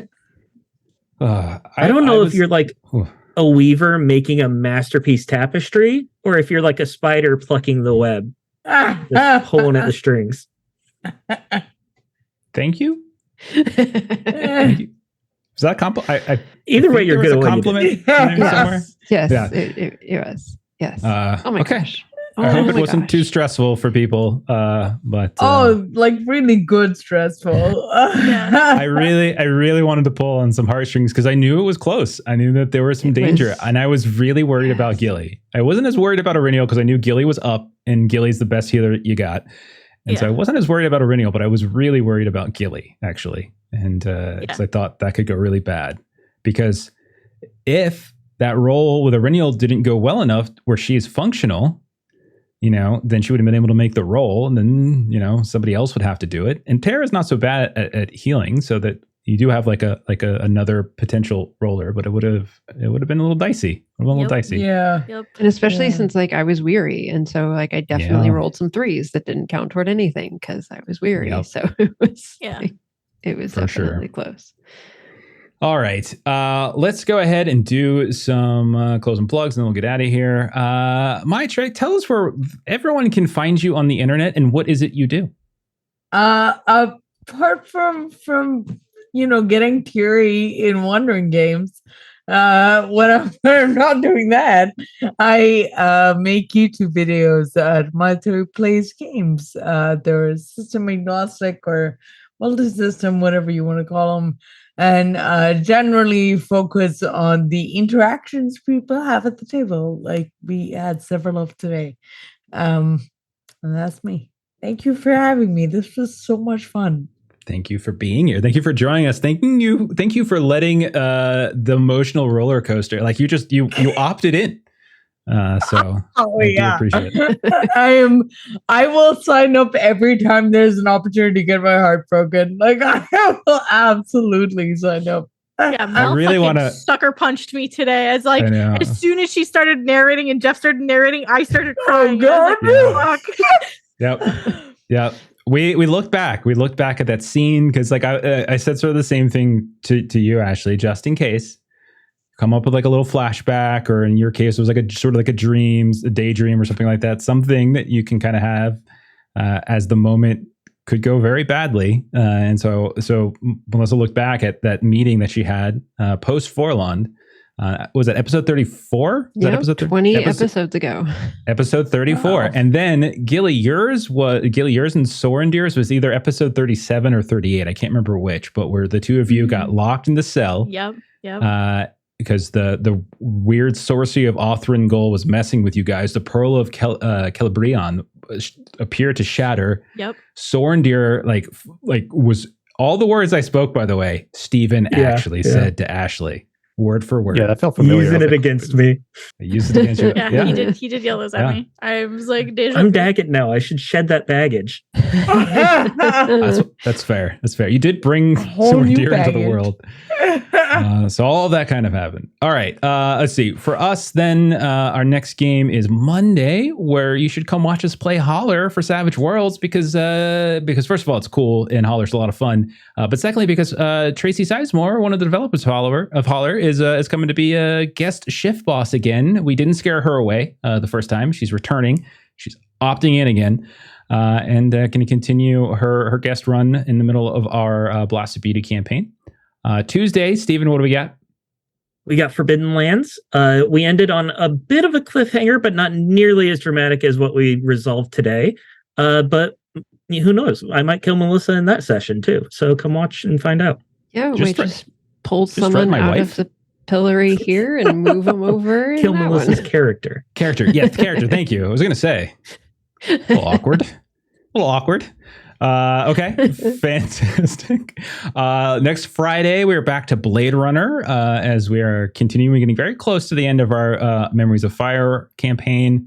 And then obviously next week, we'll be back with more One Ring. Please also go check out the YouTube page, Adventures in Lollygagging. We got all sorts of games, playlists up there from the games that we've been playing for the past several years on the channel. We've also been putting some stuff up in podcast form as well. Waking of Angmar, for instance, is in podcast form. Just search for that wherever you get podcasts. Same with Lollygagging on the Orient Express, our Call of Cthulhu campaign. And then we put a lot of random games, including Steven's Forbidden Lands, over on the main Adventures and Lollygagging podcast feed, and also Blade Runner as well.